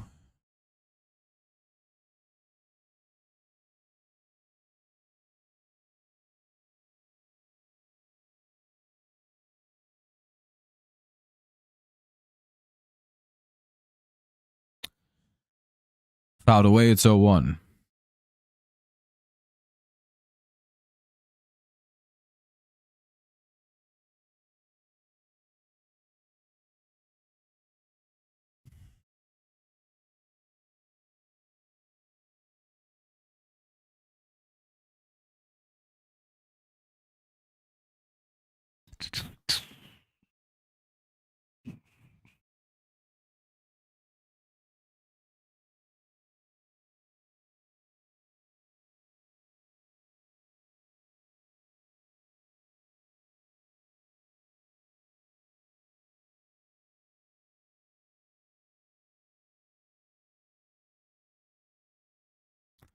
Yeah.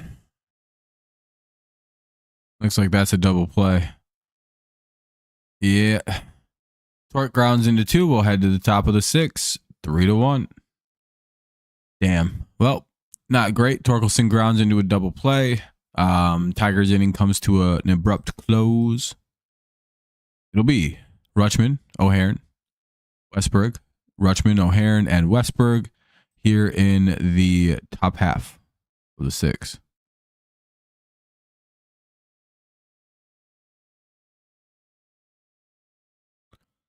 Yeah. There goes our good inning. I blame the government, really. Actually, you could just blame Canada. It's always a good option.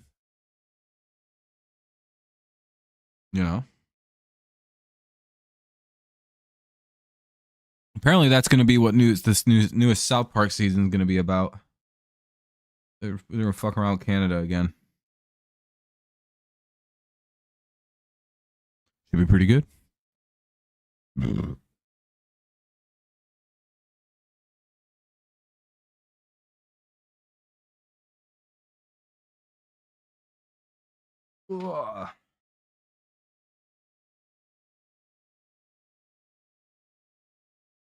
Well, all right, there we go. Got my socks back on.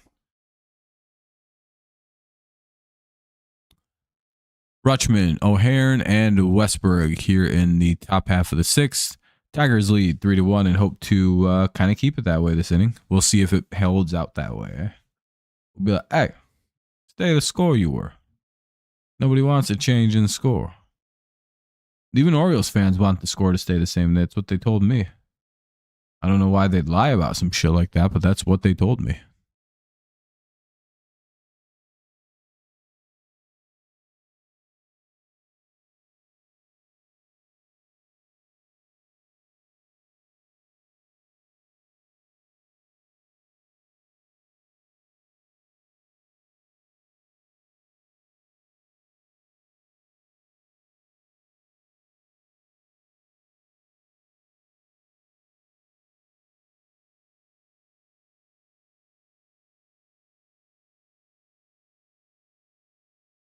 All right.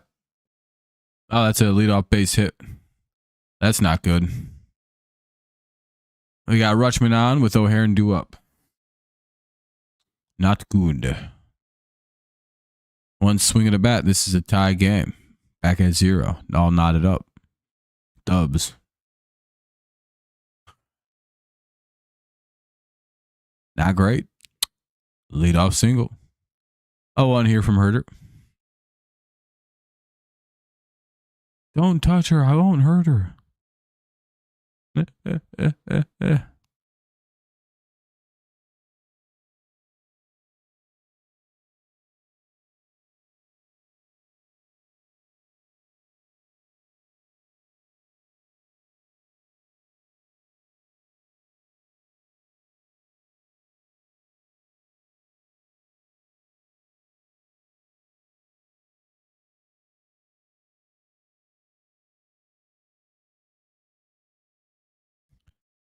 Called strike. It'll be 1-2.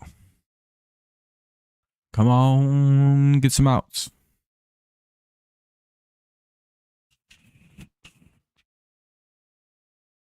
Yeah, it's all right. Hopefully they can get through this top of the 6th here. It's a little bit of a rough start.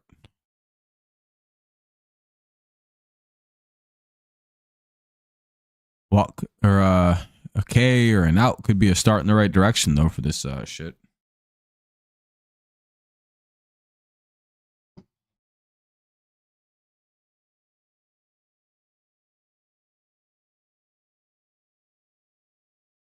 Ball 2. Dun,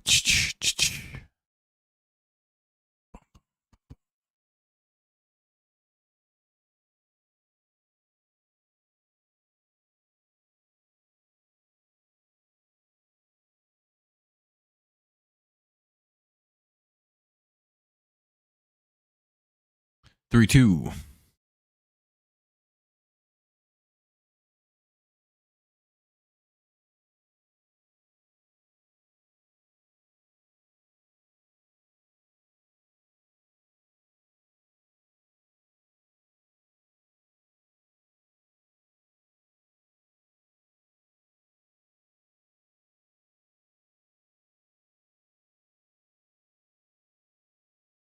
Uh-oh. O'Haron walks. 2 on, nobody out. Oh, boy. This is not a good start to the inning.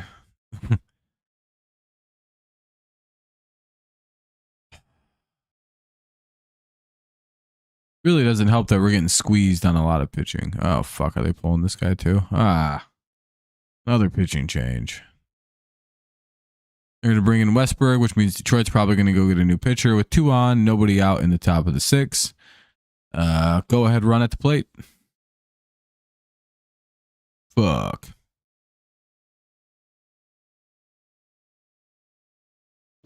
Stand up. Just stand up for a second, stretch out a little bit.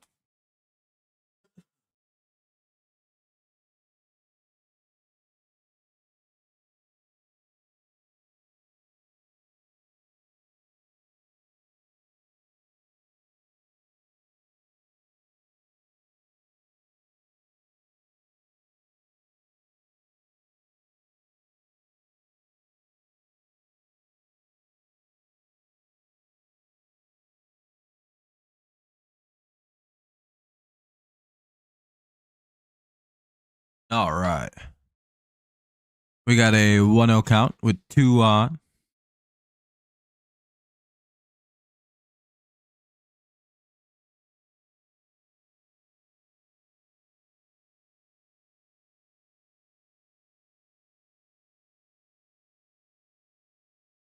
Hopefully that's a foul out.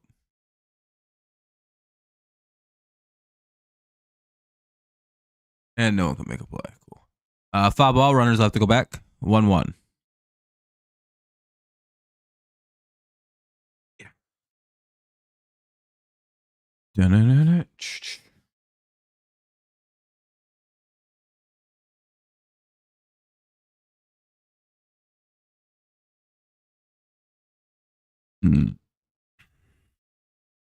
Excuse me. We got a 1-1 count, 2 on. Nobody out. Tigers could use a really big out right now. Westberg is the hitter. They get an out there on a changeup.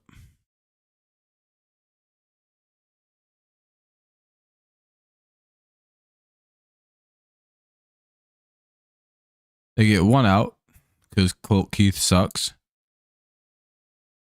And both runners advance to scoring position, tying run at second. Here's first dad. They're gonna pinch hit for Leriano's going to pinch hit, giving them the righty or giving them the lefty righty advantage. Righty lefty, I suppose. Well, not great. Hopefully Herder can pitch around this, maybe get a strikeout or something. 2 quick pop outs. 3-1. Ball 1. Don't want to walk him. Let's not do the walks. Not idea.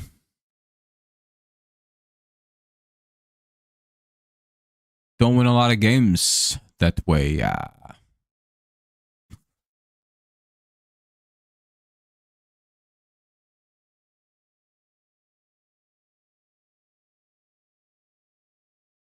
You want to throw the strikes. See. That's how you make all the money. Ball 3. Oh, cool. He's going to walk him. Nice.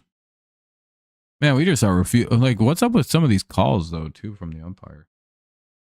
Pretty bad.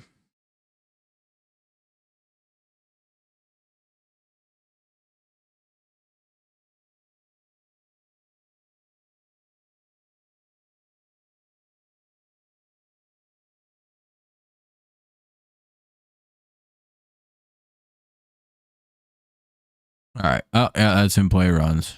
I guess home run. Just fly out.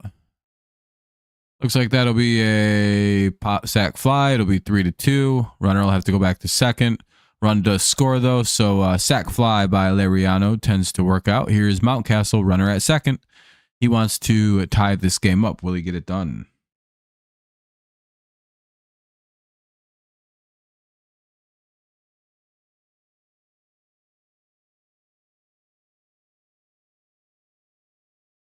There we go. I was trying to get something done there. Damn. All right, 3-2. Tigers needing out. 2 away, though. Let's see if they can find something.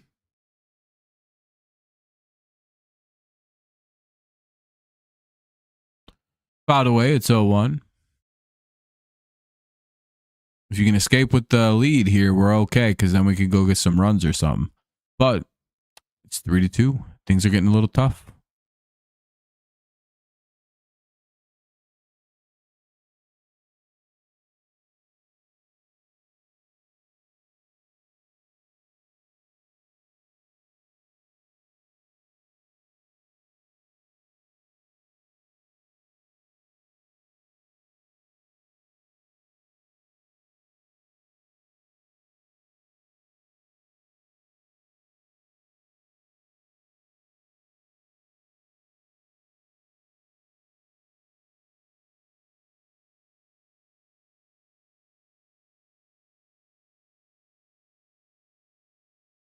Okay, cool.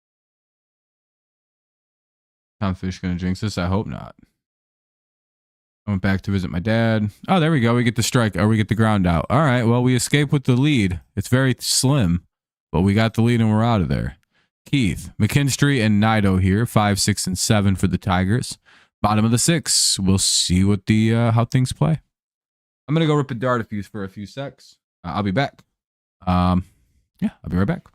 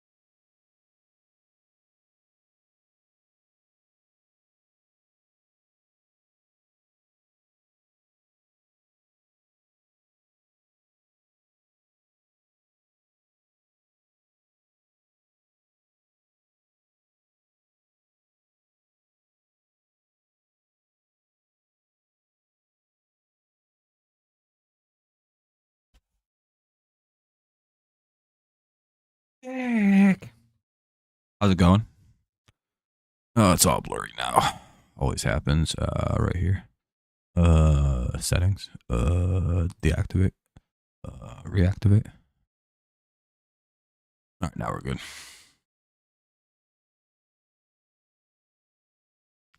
Cool. 2-0. Let's see if the Tigers can get a run or two back here. 3-0. Nice. Good job by Keith. Way to take.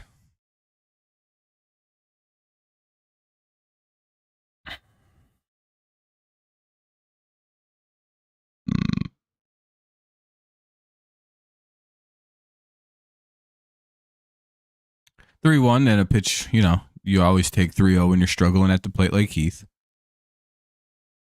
Maybe you should swing 3-0 though when you're struggling. Maybe you get a nice pitch and you fucking smack it, get your confidence going. Fouled away, it's 3-2. Quickly, the count is now full. Where there once was advantage, now there is even. What's up, E-Major? How's it going? How's it hanging? You guys got your quarterback in Shadur Sanders. You probably feel pretty good. Got him all the way in the 6th round too, which is pretty nice. 5th round, maybe. I don't know. 4th round. And Keith flies out, 1 away. Here's McKinstry.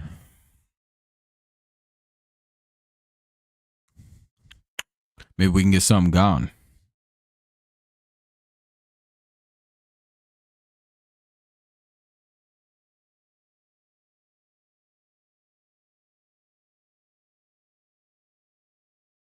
One-oh.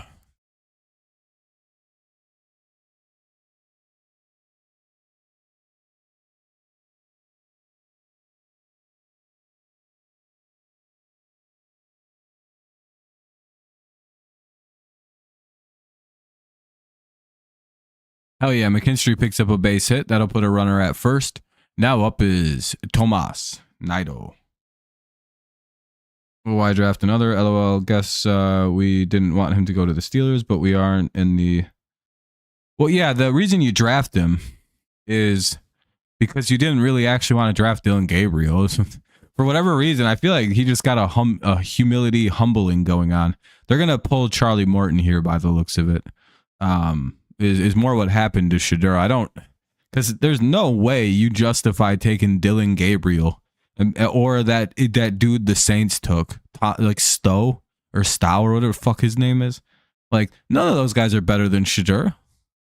And I don't know if his bad attitude that they say he has is it really that much of a deterrence that you'd rather have Dylan Gabriel as the backup? Fuck no.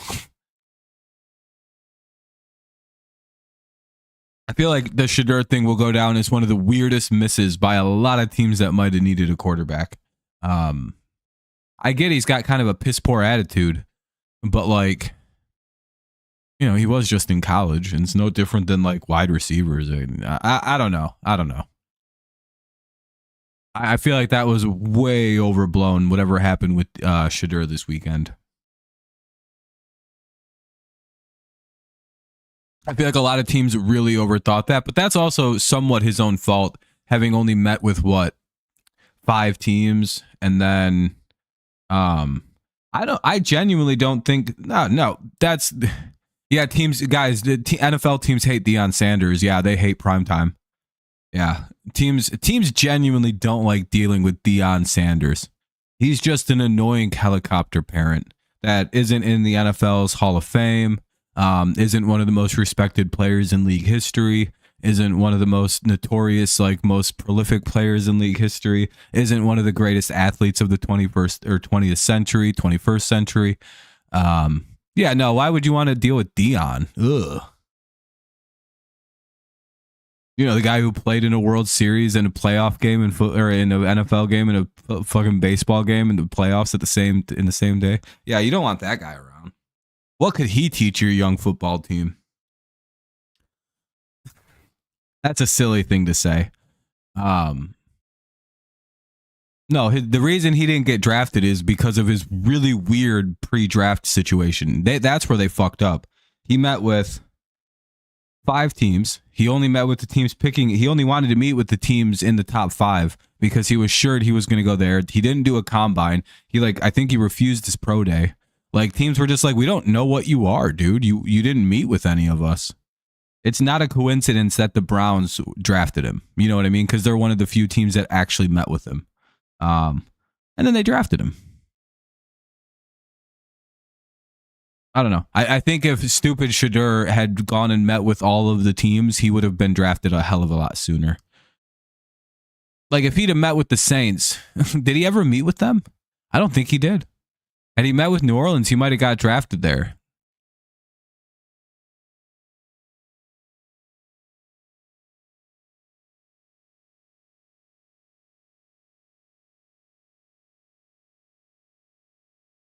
Something weird just happened in the game. Okay. McKinstry steals second base. There was a wild pitch, and then McKinstry got all the way to third on that. So now we got a runner at third, one out with Nido up. On a wild, first it was a steal, then a wild pitch, and then Dominguez spiked it. Kinda. From the draft day movie with the QB falling. It is kind of like that. The situation with draft day, you get the quarterback, that you get all the players you want, including the quarterback. It is kind of funny. My team is a playoff team. We're going to be the more dramatic jump team from year to year.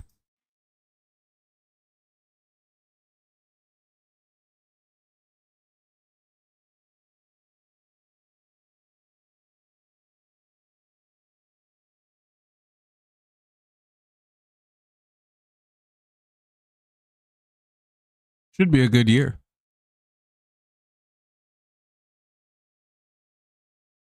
Drafted too low to the Steelers. He was a good pick. He's a little undersized, I think, is the issue. And Nido strikes out, 2 away. Fuck. Well, hopefully Young can pick up this hit. Dominguez ain't easy to face. All right, well, let's see if Young can pick up something big. We need him. Come on, kid.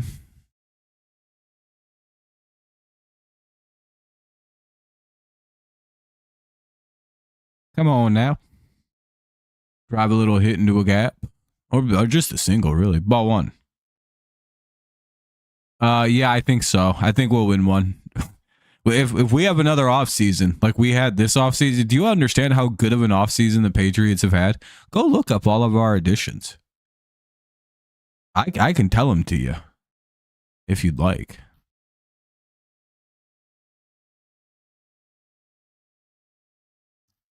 Where is my list?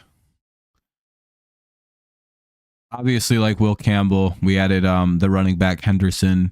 We added Kyle Williams. Where's my list at? Oh, here we go. Let me make sure we're all caught up in the game. It's 2-1 here on Young. So the Patriots have drafted extremely well. We picked up that Braden Swin guy or whatever, Sowin or whatever. He was apparently one of the big steals of the draft in most people's opinion. And damn it, Young grounds out. We'll head to the top of the 7th. Score remains 3-2. Hold on, I'll go over all of our additions here in a minute. It's been a wild off season. If you're a knower of ball, you would know that the Patriots are coming. We added Morgan Moses, a right tackle. We added Milton Williams, a defensive tackle from the Eagles. Harold Landry, linebacker. Robert Spillane, linebacker. Carlton Davis, corner. Stephon Diggs. Garrett Bradbury as center. I don't know what Jack Gibbons plays, to be fair. Marcus Epps, safety. Kalavon Chason, I think he's an edge rusher. We added Will Campbell. We added Trayvon Henderson. We added Jaron Wilson. We added Kyle Williams, Matt Collins. Plus the guys we drafted today. Dang. Right? What a list. That's a rebuilt football team if I ever seen one. And if we can have another good offseason and we improve and then people want to come play for us, everything gets better and better.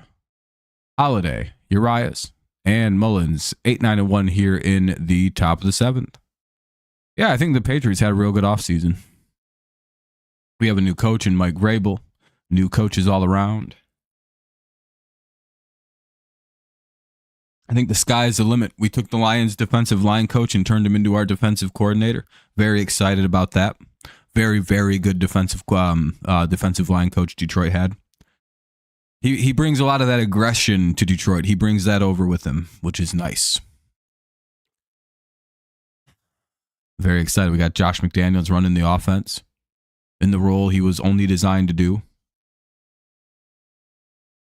Very excited. If you're a Lions fan, you should be excited too. I think you guys had a very good draft. The sad thing, if you're a Lions fan, you're probably trading Jameson Williams. If Isaac Tesla is good, J-Mo's gone. That's why you drafted that guy. You drafted Tesla with the hopes that he's about as good as J-Mo. So that way you could get rid of J-Mo and pay Hutch without there being like weird sour grapes about not paying J-Mo. You can't pay both of those two. You have to pay one of them. And now that is the tough decision for the Detroit Lions. That is also why you didn't sign anyone this offseason. Because you can do probably two more moves. Extend Hutch, extend J-Mo, and re-sign Zadarius Smith. Those are probably the three moves the Lions got left. Then the money's pretty much gone. No, your draft is great. What do you mean? You got the number one run-stopping defensive tackle in college football in Cal Williams. I don't honestly know what Lions fans want. It's like one of your biggest positional needs is defensive tackle depth. He's literally going to be a day one starter alongside McNeil. I don't know, man. I think that's a good pickup. They hit Holiday with the pitch. Man, we can't fucking get a break with these leadoff guys. Holiday on for the third time. They just keep putting him on. We've raised Holiday's on base percentage like 400 points in one game. It's crazy. Holiday had never actually gotten on base until this game today. Pretty embarrassing. All three of his on bases today have been today. Pathetic. Here's the 9-hitter Urias. If we can get it, actually probably not. We don't turn double plays because of Colt Keith. No, Lions had a good draft. I don't know what Lions fans want their team to do. I guess just sit there and just spam draft edge rushers. I think that's a stupid way to build a team. Especially when you got Aiden Hutch. You got like 5 edge rushers. It's just you lost all of them last year. Do you know how much of a that is a double play. Hell yeah, Urias grounds into a double play. Good job by the Tigers. A rare Tigers double play. Good job by the boys. 2 down now, top of the 7th. Here's Cedric Mullins. The Lions didn't need to do a lot. I mean, if you can bring back Zadarius Smith for you know what I mean? You're good. You didn't need to draft an edge. And you got literally like 5 of them. It's just all 5 of them got hurt last year in some unbelievable, terrible run of luck. I've genuinely never seen anything quite like that.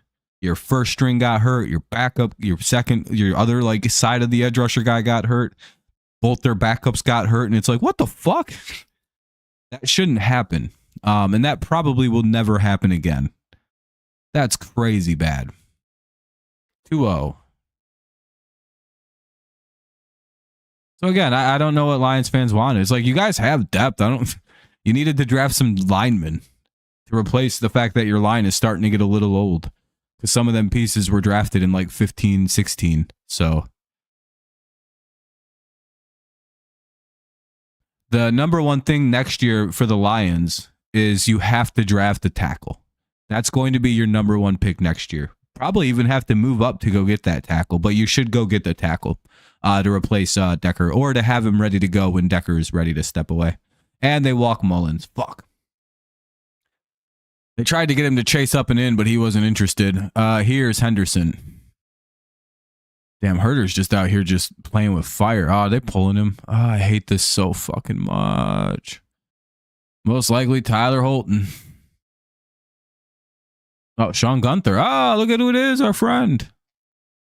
Yeah, Lions had a good draft, I would say. It's not flashy, but at the same point, I'm pretty sure you guys, the Lions, just drafted probably the best guard in the draft in Tate Ratledge. Also, with the drafting of, I really like, I like Ahmed too, but I also really like the picking of that receiver Isaac Tesla. Do you know, I don't think he dropped a single pass. Well, it depends on if Will Campbell becomes a guard, but for Isaac Tesla, you know, he didn't drop a ball in college. And I'm like, oh, great. That sounds like fucking stupid Amon-Ra St. Brown. And he's 6'3" and runs a 4.4. Like, it's like, I don't know. I'm pretty sure the Lions actually had a really good draft, and no one's really going to pay much attention to it until, like, after the fact.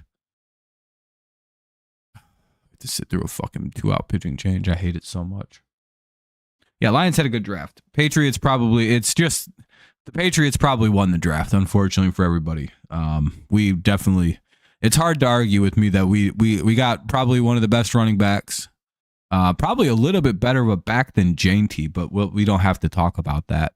A better overall back. J&T's a better running back, but if you want a guy who can block, who can pass, who can catch the passes, who can also run the football, is a little bit faster, then obviously you want to look at Henderson over. Yeah, I think Glenn will be a better head coach than Ben Johnson, is my bold take on that. Aaron Glenn is, I think Aaron Glenn was destined to be a head. I think that Glenn was a pretty good coordinator, but I think his, like, the way he coaches and the way he like does football, I think is more suited to be a head coach, more so than being a coordinator. I think he's meant to be like a team leader and like setting a tone and identity, delegating the work of coordinating off, kind of like maintaining the team. I think that's more along what he's got. God damn it, he gives up an immediate hit to Henderson. Runner doesn't get to third though. First and second, 2 away.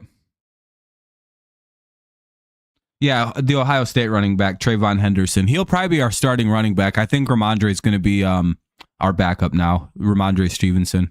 He fumbled 6 times last year, and that's terrible. But also at the same point, we had one of the most dog shit lines ever last year. So, you know, he gets a little bit of a mulligan, I suppose. But we need a new back. But now it's Trevion Henderson from Ohio State. Gibbs, you probably know him quite well. He used to play your precious Wolverines. Unless you're a Michigan State guy. Yeah, we drafted a center too. The Patriots, again, we had an incredible draft. Almost every player we picked up, Kyle Williams, great potential wide receiver. I heard Steve Smith call him the very first receiver I've ever seen that reminds me of myself. That's very high praise from Steve Smith. And apparently, Vrabel's our coach. Elliot Wolf is our GM. And this was the first year Elliot Wolf was fully allowed to use his system to draft and grade players. Because we lost Belichick. Then, like, last year was the first year that, like, Wolf was running the draft. But he implemented a system, but it wouldn't work till the year before. Or till the next year. And that was this year. And now we see what Wolf's system is. We just killed the draft. We had, like, one of the best ones. And I think the Patriots might have had one of the best drafts. I'm not even being biased. If I wasn't a Patriots fan, I'd be like, God damn, dude, they picked really good. I really like Kyle Williams. His route running's a little shitty, but if you see the way he separates in college, you'll go, oh, I see why his route running isn't the greatest. Also, this is only his 4th year being a wide receiver. Isn't that fucking crazy? And he just got drafted. He came into college as a quarterback, switched to running back, and did that for like 3 years, then switched to Utah, and then has been a receiver or something like that for a couple years now. Bottom of the 7th coming up, which is why he probably didn't go as highly as he should have in the draft. Sweeney, Torres, and Green, 9, 1, and 2.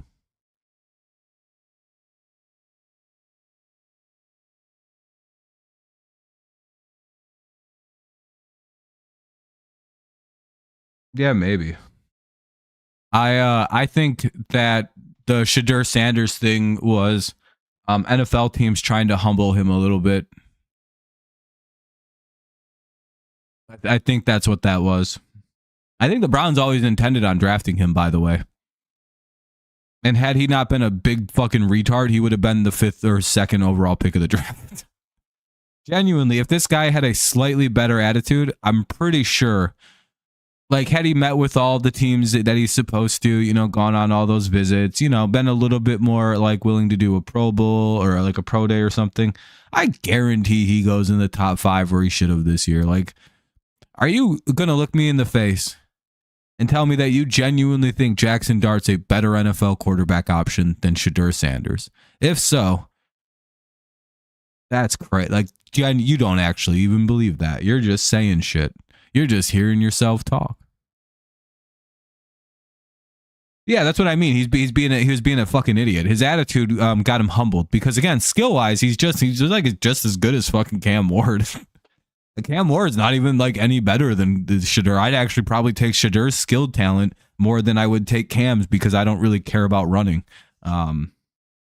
Personally, still don't have a like. Isn't Jalen Hurts like the technically first like pure scrambler to ever win a Super Bowl? Think about that shit. Isn't that crazy? Like, I guess Russell Wilson, when he won the Super Bowl, was the technical first scrambler to win a Super Bowl. What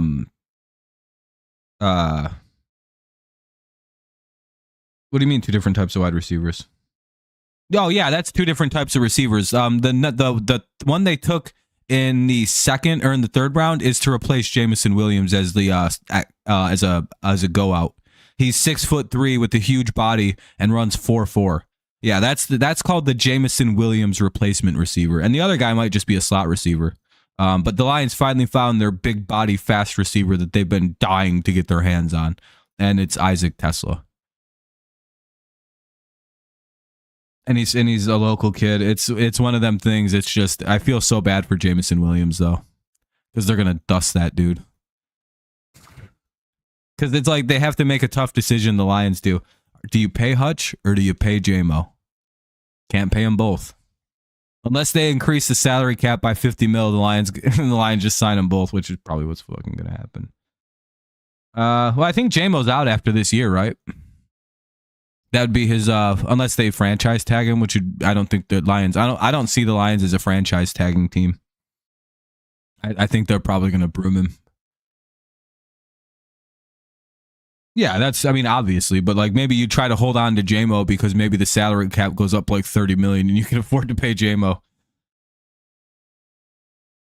Yeah, J-Mo's in his last year before you have to start tagging him, and they're going to pay Hutch, so that's literally not a question. I'm surprised they haven't worked the deal out with Hutch yet. 3-2. Hey, Trey Sweeney walks. Sweeney walks to lead it off. Torres now up with a man on.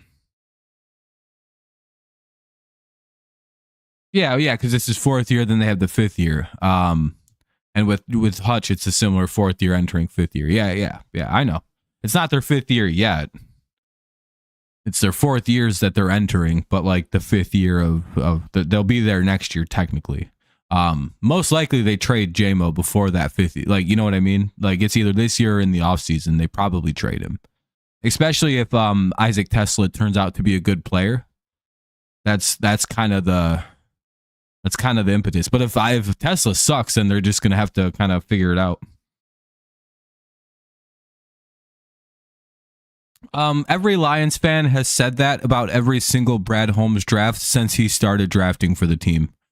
And I'm not even trying to say that to be like a dickhead or talk shit to Lions fans, but every single draft that Brad Holmes has done, every offseason, every draft move, everything he's done has been hyper scrutinized by Lions fans as a bad move. And I think the only bad move is like Broderick Martin. Like he's got like 2 or 3 bad draft picks out of like 19 very good. Like it's a stunning number of like. No, and you might have, but you see, Bad Boy, you're one person. That's not the way the general Lions fans. 90% of the fan base fucking hated the fact that they drafted Jahmyr Gibbs and Jack Campbell. In a redraft, those are top 5 draft pick players, like both of them. I don't. Campbell's top 10, but not Jahmyr Gibbs might be the number 1 pick of a redraft of that class, like depending on certain things. But he's a top 5. You know what I mean? Like Detroit was heavily scrutinized by its fan base for the last every single pick they've made. And I think the only one that they have never gotten shit for was Penei Sewell with the Brad and Campbell era.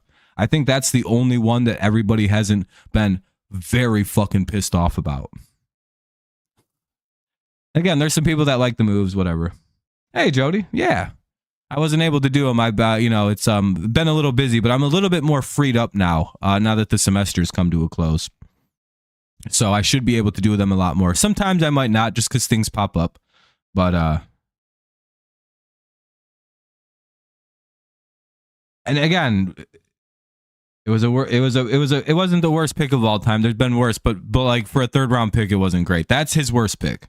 That's about and I mean, like, that's a stunning number of good picks.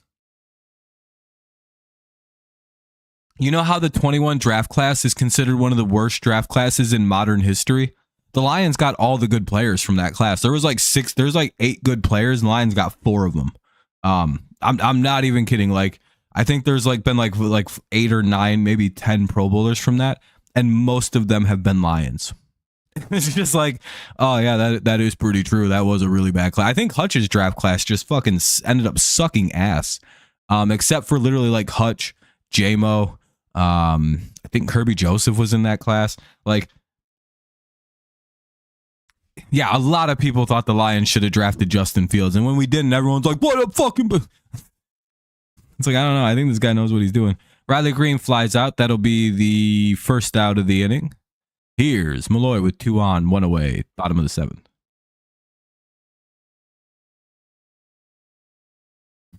The issue is the Lions will not do character concern, right? So Kerry Carpenter looks like he's going to pinch hit unless they're going to pull the pitch. Well, Kerry Carpenter's going to pitch hit. They would have probably picked Mike Green. The issue with Mike Green is he had a sexual assault charge. The Lions won't pick players like that. J-Mo's immature. He's not a character concerned person. He's an immature idiot. He's kind of stupid. Lions don't got a problem with dumb guys who make dumb decisions. They have a problem with guys who like prey on women, which is a very good standard to have. The Patriots don't pick up players like that either. They'd rather be shitty. That's kind of their mantra. They don't care if you kill a man, but you cannot touch a woman. That's that's the only rule the New England Patriots have, is you can't beat women or be an assaulter. Literally, if you've murdered a man in cold blood and apologize and say, "Mr. Kraft, I've changed my life," they'll draft you. They don't care. They have a mantra of Robert Kraft believes in second chances for everyone who doesn't beat on women. Yeah, it's shocking Mike Green was drafted. I'm going to be honest. But it's not surprising he was drafted by, who was it again?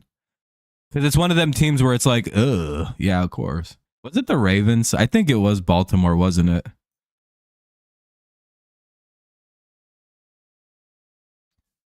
Tesla's an interesting trade pick. We'll see if Tesla's worth it. Baltimore. Yeah, they don't care about guys who are extremely violent towards women being on their team. It's just sadly, they just genuinely don't. Runners advance to 2nd and 3rd. Good out. Yeah, but the Lions are smart to not grab a player with allegations like that. Trust me, it's way better to have a clean organization with women crimes, Gibbs. Trust me, Gibbs. Don't let your team be like the Cowboys. Don't let your team be like the Raiders.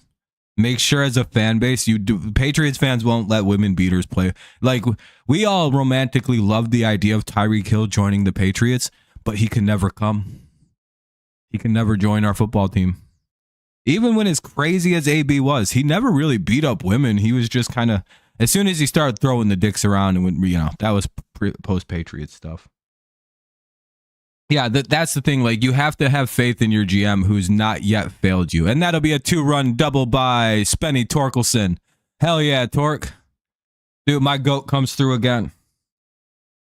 Yeah, I think Mike Green's a sexual abuser is what his thing was. Like he might have assaulted someone when he was like 15 or 16. Or it happened when he was a freshman at college or something like that. Comeback player of the year. Why would he win that? I mean, he could just get MVP. No, I know the 263 average is going to fuck him. But again, oh well. I know, who cares? Remember what I said about Torque when I first saw him? Like, that's a guy who's going to hit between 260 and 275, hit about 40 home runs a year, about 30 doubles, and it's going to be the greatest shit in the world. 120 RBI. It seems like I'm dead on about Torque, aren't I? I nailed that evaluation of this guy. I'm like, this is basically a slightly less batting average version of Paul Goldschmidt. And that's exactly what this fucking guy's turning into. A little bit lower batting average Paul Goldschmidt. That's perfect evaluation for Torque.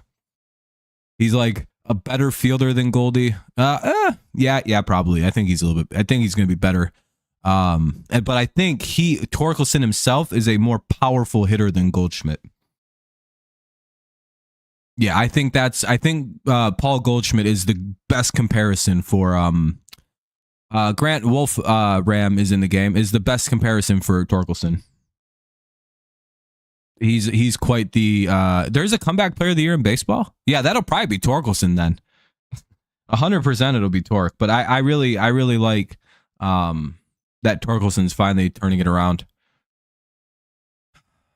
Man, I remember trying to yell at people about how we shouldn't trade him up. Like, no, why would we get rid of Torque? That's the dumbest thing we could do. I think I got into several arguments with people about that over last offseason, during the last year, about no, we keep Torkelson. We always keep Torque. You don't want him to. Could you imagine if we had traded him and he was doing this on like a different team? Dude, we'd be sick to our stomachs if he was a Minnesota Twin just fucking crushing it. I'd be like, dog, we made the worst mistake.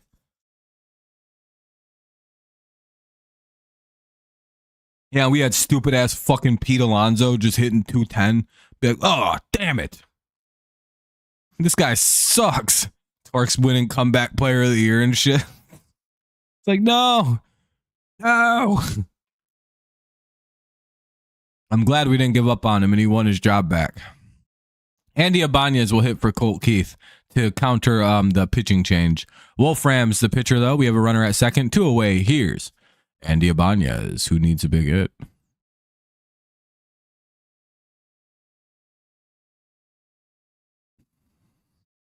Da-na-na-na.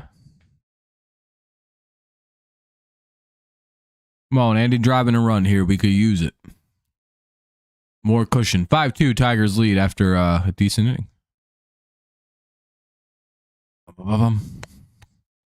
Tigers are, I believe, we're very hard to beat as this situation lies in this game now.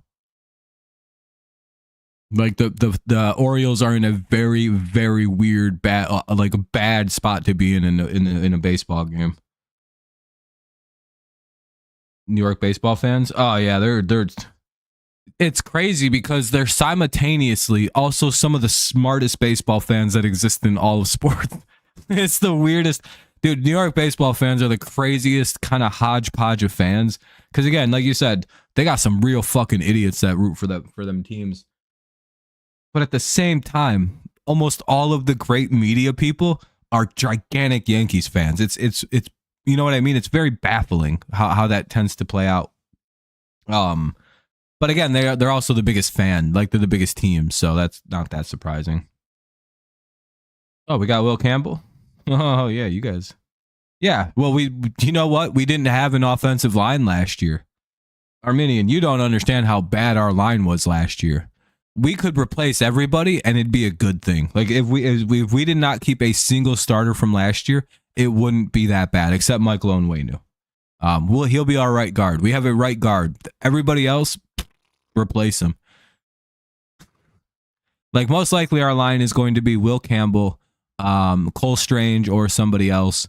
Garrett Bradbury, or the rookie we drafted. Then at right guard, it'll be Onwenu, and at right tackle, Moses or somebody else. Our guards and center situation can move around because if Garrett Bradbury doesn't win the center job, he might win like left guard. But then like Cole Strange has kind of picked it up a little bit and could win the center job. And then we got a lot of moving and trying things out to do here. Ibanez walk 2 on, 2 out. Here we go. Here's McKinstry. Oh, not Clutch McKinstry. Yeah, wideouts Diggs, Douglas, and Williams. Yep. So it'll be most likely it'll be Diggs and Williams on the outside, and then inside they're probably going to put Pop Douglas and Mac Hollins. That's probably our receiving core. Man, we're so much better than last year. It's fucking terrifying. And then we got Hunter Henry at tight end. Everything's looking pretty good for us. I'm a little surprised we didn't pick up a new tight end. Because Hunter's starting to get a little old. But he's still good to go. He's probably going to have such a good year with not having to be our number one target. No, because we needed receivers. We need to get comfortable figuring out what the Patriots needed to figure out, like what a good receiver prospect and what one doesn't look like. And I think they might have figured it out by taking Kyle Williams this year. The Swinson pick is a fucking steal, apparently. Honestly, the Patriots are starting to look solid. They actually can compete. Yeah, I think we're a playoff team with what we've added in this offseason. I think we've had probably the best offseason in football, but to be fair, we should have. We had $180 million to spend and like 12 draft picks. It was really hard to compete with us. We had a whole war chest ready to go. Plus a lot of guys like Mike Vrabel, so like we kind of had an unfair advantage with that as well. A lot of feeling of getting the old Patriots back together and winning a Super Bowl real fast is kind of the vibe. And then Robert Kraft dies, I'm pretty sure is what happens. And then the new dynasty starts with Jonathan Kraft. You guys are so fucking fucked. You guys better hope Drake May isn't any good at football because we just put together a fucking crazy good football team. I think McKinstry just doubled 2. Hell yeah, that's why you never pitched to Zach McKinstry in the 7th inning. What a stupid decision to walk Andy Ibanez. Clutch McKinstry comes through again. Picks up another run at 6-2 Tigers. That's a double by Zach. Gets the runner over to third. Tight end the Browns draft is going to be good. Probably. This was a decent class for big guys. Lions picked up a dog at guard. Like they have their new left guard. 100% it's going to be that Tate Ratledge. I doubt it's almost impossible he doesn't start immediately for the Lions. And Mahogany moves over to he's going to be the right guard, sorry. So you're going to have the most unmovable right. It's going to be Sewell, fucking Ratledge, and then Frank Ragnow. Oh man, what a nasty line for the Detroit Lions. And then you have that Mahogany. I think that ball is gone. No, that's foul. 0-2. And then you have that Mahogany, and then you have Decker. It's like, Jesus Christ. If you're a Lions fan, you got to be like, well, we fixed our offensive line. There we go. Now nobody can say it's bad. Or getting old or whatever people were saying. Now you don't have to defend on a fucking 39-year-old Zietler. That was stupid. Now you got a rookie who's just as aggressive in the run game as Sewell. Oh, yeah, and the fact that they picked up Ratledge, dude, it's literally the best in football. It's scary how good it is. I'm surprised the Bears didn't make a move for a running back, especially like a Henderson move. You know what I mean? Henderson with the Bears, that would have been a really nice fit in a Ben Johnson offense. Fast, good hands, works out of the backfield, likes to pass block. Yeah, the Lions picked up some monsters too. Top of the 8th, Tigers get some runs here. They pick up 3 more. It's 6-2 Tigers.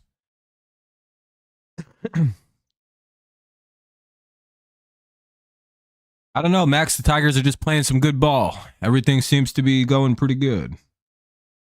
No, the Lions, yeah, they have nothing. There is not a singular weakness for the Detroit Lions on the offensive side of the ball. It's honestly impressive. It's fucking impressive. They genuinely don't have any, like, what's the weakness on their defense? with Aiden Hutchinson healthy and fucking if they sign Zadarius Smith, literally, what's the weakness? The Lions might be the best roster in football right now. Them and the Eagles. After the draft, if you really go and look at it, it's probably what the Eagles. No, the Lions. The Lions don't have depth. The Lions have some of the greatest depth in league history, my friend. They won 15 games with like 18 starters on defense on IR. That is so fucking good. Like I like the depth of the Detroit Lions is crazy. If they had like 4 less injuries, they might have won the Super Bowl. Like it's literally like 4 guys left less. It's crazy how good that roster is. The fact that they won 15. Chiefs will probably be good for a while till Mahomes retires. They'll always be relevant with Mahomes there. Detroit signed offensive lineman Mason Miller. Oh yeah, they got Mason Miller. I seen that. Why the doom and gloom about the guards?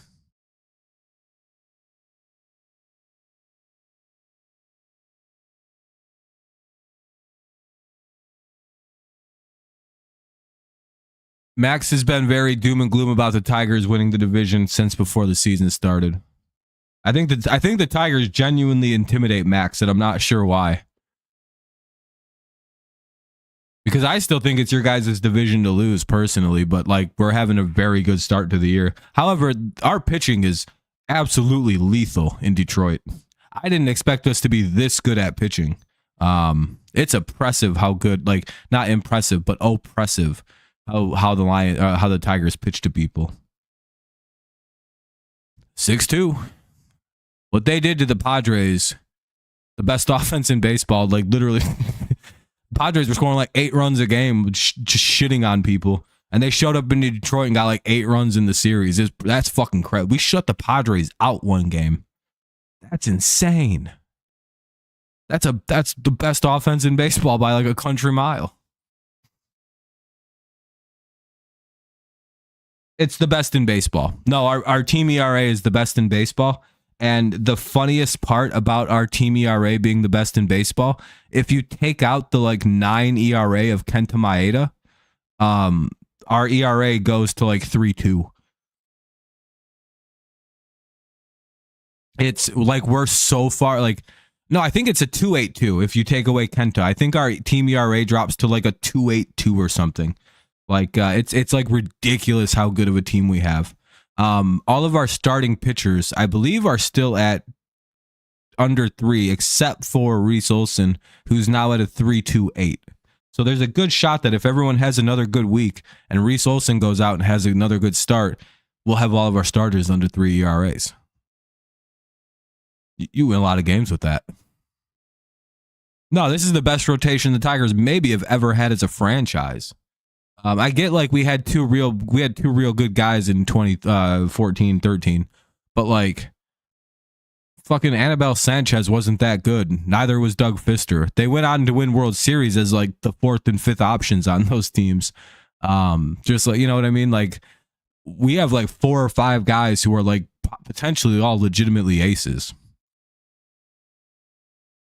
With Reese Olson being the only one who I'm like, probably not. Well, like Job's an ace, Scooball's an ace, Mize is starting to pitch like he's an ace. Flaherty could be. Well, no, Flaherty doesn't have the health to be an ace, to be fair. Yeah, Chase Lee was pretty good his last start out, so let's hope he has another good one. Chase Lee is the guy coming in. He just got called up. With 1 away, here's Westberg. Sanchez had the best ERA, though, in 2013, but yeah, he was good. It wasn't that, yeah, I mean, he had that good year, yeah. Lions revamped their line. Yeah, the Mahogany's, I think, expected to be the starting left guard this year. I saw Detroit got Mason Miller in the chat and thought it was the reliever from Oakland Oh yeah, if the Tigers just suddenly popped up and got fucking Mason Miller from Oakland, I'd be like, oh yeah, no, now we're winning the division. Yeah, now it's all over. Sorry about that, man. Like, I don't know, what the hell did we give up? Be like, just like Colt Keith. Like, oh, they just wanted Colt Keith. We just ripped them off so bad. Mahogany is insane, especially after that Bears game. I expect him to play. Yeah, he probably will, unless he gets replaced. You think there's more Cowboys or Yankees fans? Probably more Cowboys fans, just because football is a little bit more popular. 2-2. 1 away. Come on, Lee. In my head, it's funny that I'm pretending this is the son of Cliff Lee, even though it's not. Like, that's just not like a thing. Javi Baez makes the play. Hell yeah, Richard. His name is Spencer Torkelson. Remember, Richard, they called us crazy. They called us insane, Richard. They said, we got to get rid of Torkelson. They said.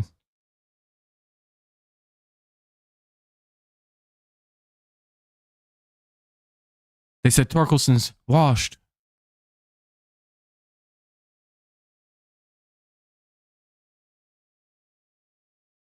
Well, listen, bud. Is this, what's his name? Yeah, it is. That's that one. All right, see you later. I was going to engage with you, but then I remembered who you were. You're not a real human. See ya. I don't engage with one-day-old channels. Really crazy how Detroit team literally... Yeah, the Red Wings are the only bad ones. Yeah, if you were to tell me that back when all the Detroit teams sucked, be like, yeah, the team that's going to spark the revolution, it's going to be the Detroit Lions and a guy named Motor City Dan Campbell. You'd be like, all right, that's the stupidest fucking thing I've ever heard. And then, be like, the next team, the Detroit Tigers, led by A.J. Hinch. Be like, how the fuck did we get A.J. Hinch? All right, that sounds pretty cool.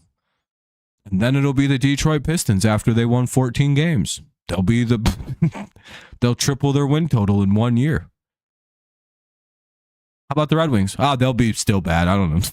We don't know what happened there. They're like the worst team now. But yeah, that's not going to happen. Most likely the Wings will win a chip. The Tigers will be kind of mediocre, and the Lions will be the Lions. Fucking Motor City Dan Campbell. The fuck does that mean? Just get mad and flip the person off. You think they called you gay or something? Be like, I'm pretty sure he just called me a homo. I don't appreciate that at all. Bottom of the 8th coming up. Tigers will be up to hit. Oh shit, this could be our last bat. Young, Sweeney, and Torres. Fucking Motor City Dan. Fucking, I ain't gay. You just get really hung up on that. Be like, what the fuck does that mean? Just like really bummed out about it for like a few weeks, and then in the future, like, oh, I didn't even know that was a guy. What? Yeah, it's pretty funny though, right? That one fucking press conference and all of Detroit sports has returned. I'm telling you, there was a whole shift from the way Detroit sports were pre and post Dan Campbell. I don't know what the fuck happened, but whatever he said just was the right combination of words that brought the whole city back into the sports arena. Now the whole city does the gritty thing. It's actually quite impressive, the effect that just Dan Campbell had.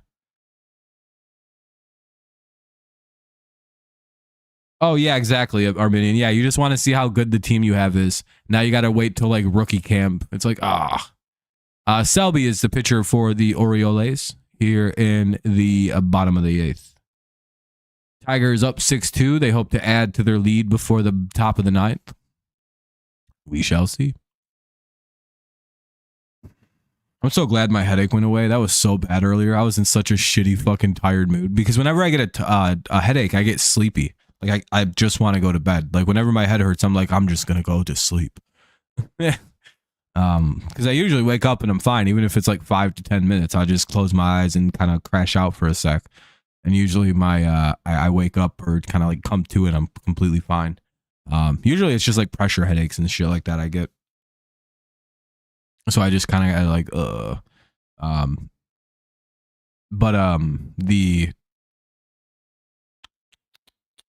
but I took some Advil this time and it wore off and I gained energy. I was like, fuck yeah. Strike one here to Young. Do you guys get energy when you take when you take pain relief medicine like Advil or ibuprofen or acetaminophen, Tylenol? And like when the pain goes away, do you feel like kind of jacked up? You're like, oh shit, I feel pretty good.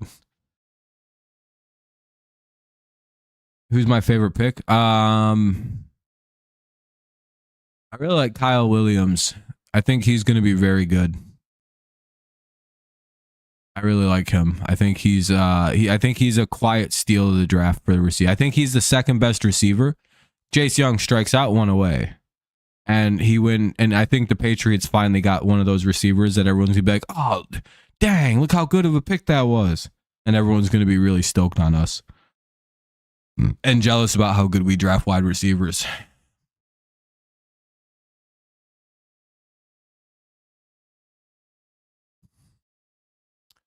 That's my opinion.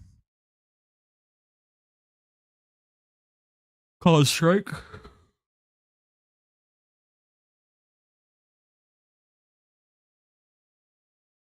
Dude, if yeah, there's stuff in there to make it better though. Like it gives you energy.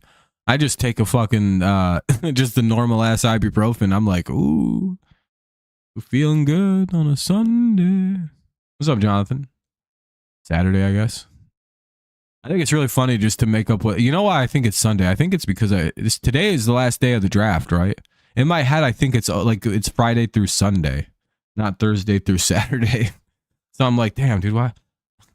I don't know why the draft does that to me. It's every year when this happens. I'm like, I'm always a day off, and then plus I'm kind of on summer break. I have to submit final grades on like Tuesday or something. Then I'm all done for a little while, for like a week, and then I start my summer class. 2-2. Fun.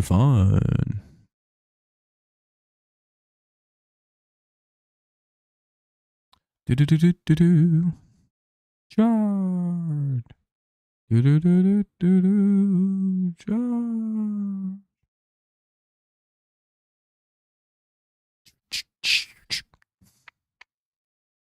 Dun, dun, dun, dun. 3-2 now with one away.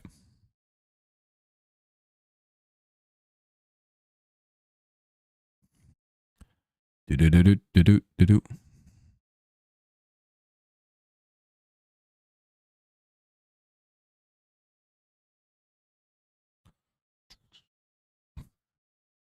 And Sweeney strikes out, 2 away. Yeah, Milton Williams, Barmore, Landry, and Swinson, and Keon White. What's up, Fernando?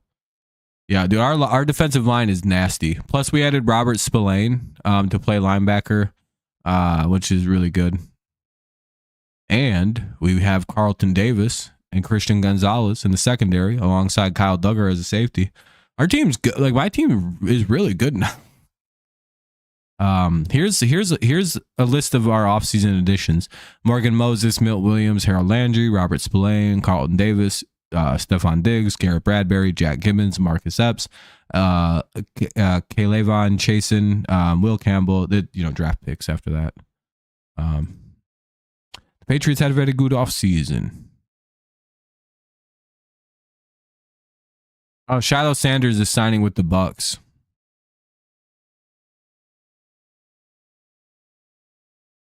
Damn, Detroit still won the draft. They did better than Green Bay. Torres grounds out. Let's head to the top of the ninth. Last chance for the Orioles. Mr. Oriole. I want to talk to the Mr. Oriole himself. Where's the bird at? I want to talk to that big ass bird. I'm going to fucking smack him around a little bit. What's up, pussy? Tommy Canley will come into pitch. Oh, hell yeah. The Orioles are used to this guy. This guy used to, Canley was a Yankee, right? Is that where he came from? I wonder if it's a good idea to put him in then. I don't like that there's like familiarity between the two. It's like a worrying type of thing. Either way, it'll be Mountcastle. Why the fuck can't I read that name without opening it up? Oh, Mountcastle, Holiday, and Urias. I don't know why that was so difficult.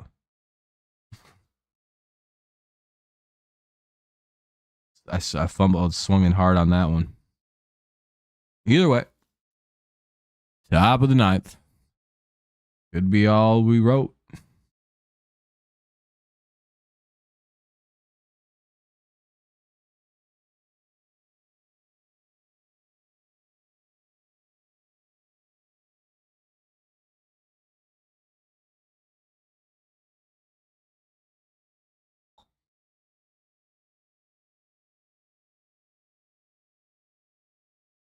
Anyway, all right. Canely will come into pitch. Green Bay this year had a total of 660. Detroit last year had hell yeah. Well, to be fair, Green Bay is a smaller city than Detroit, but yeah. Tigers leapfrog over the Orioles since last season. It feels like it, Richard. Two teams took off. They're very similar teams in terms of construction, but it feels like the Tigers, because they've really focused on pitching. You know what it was? I think the Tigers seen what failed their last team so hard. Like the thing that really failed the Tigers, like unironically, was their pitching. It wasn't the offense the last run through with that team that they had. Their pitching failed them. And I think Hinch has also learned through his times as the Astros manager, one of the things that would kill his team every single year, pitching. It's literally like that's like the secret to having a dynasty. The secret to like building an all-time great team is you just got to have like the pitching. Like you just got to be able to overwhelm somebody with pitching. And Detroit is nearly unbeatable in a 5-game series right now. In a best of 5, dude, it's like Detroit is nasty to deal with. Yeah, that's a good pickup. 0-1 here on Mountcastle.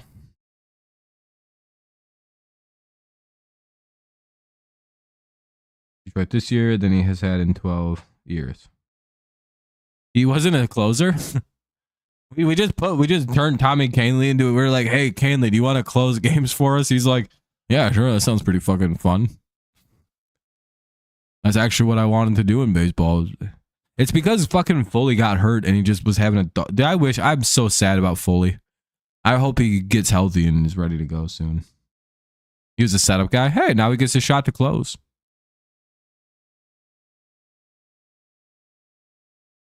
He's fun too. He's like a crazy guy. He's got like the personality of a closer, which is nice.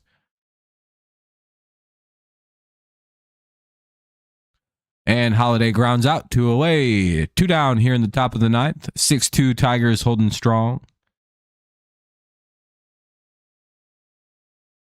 Took 20 minutes for the golden pick. Yeah, but to be fair, if I remember right, when Detroit drafted, they took a little while with ours too. Lions keep upgrading and fortifying the roster. We are a 12-5 team. The reason is how hard our schedule is. Otherwise, we are. Yeah, exactly. The Lions are a 12-13 win team. I'm not even thinking about it. Casey's up 2-0. Fuck the Royals. Hopefully they lose. Yeah, Lang and Foley. Foley, he got hurt, but like he had a bad spring. I don't know.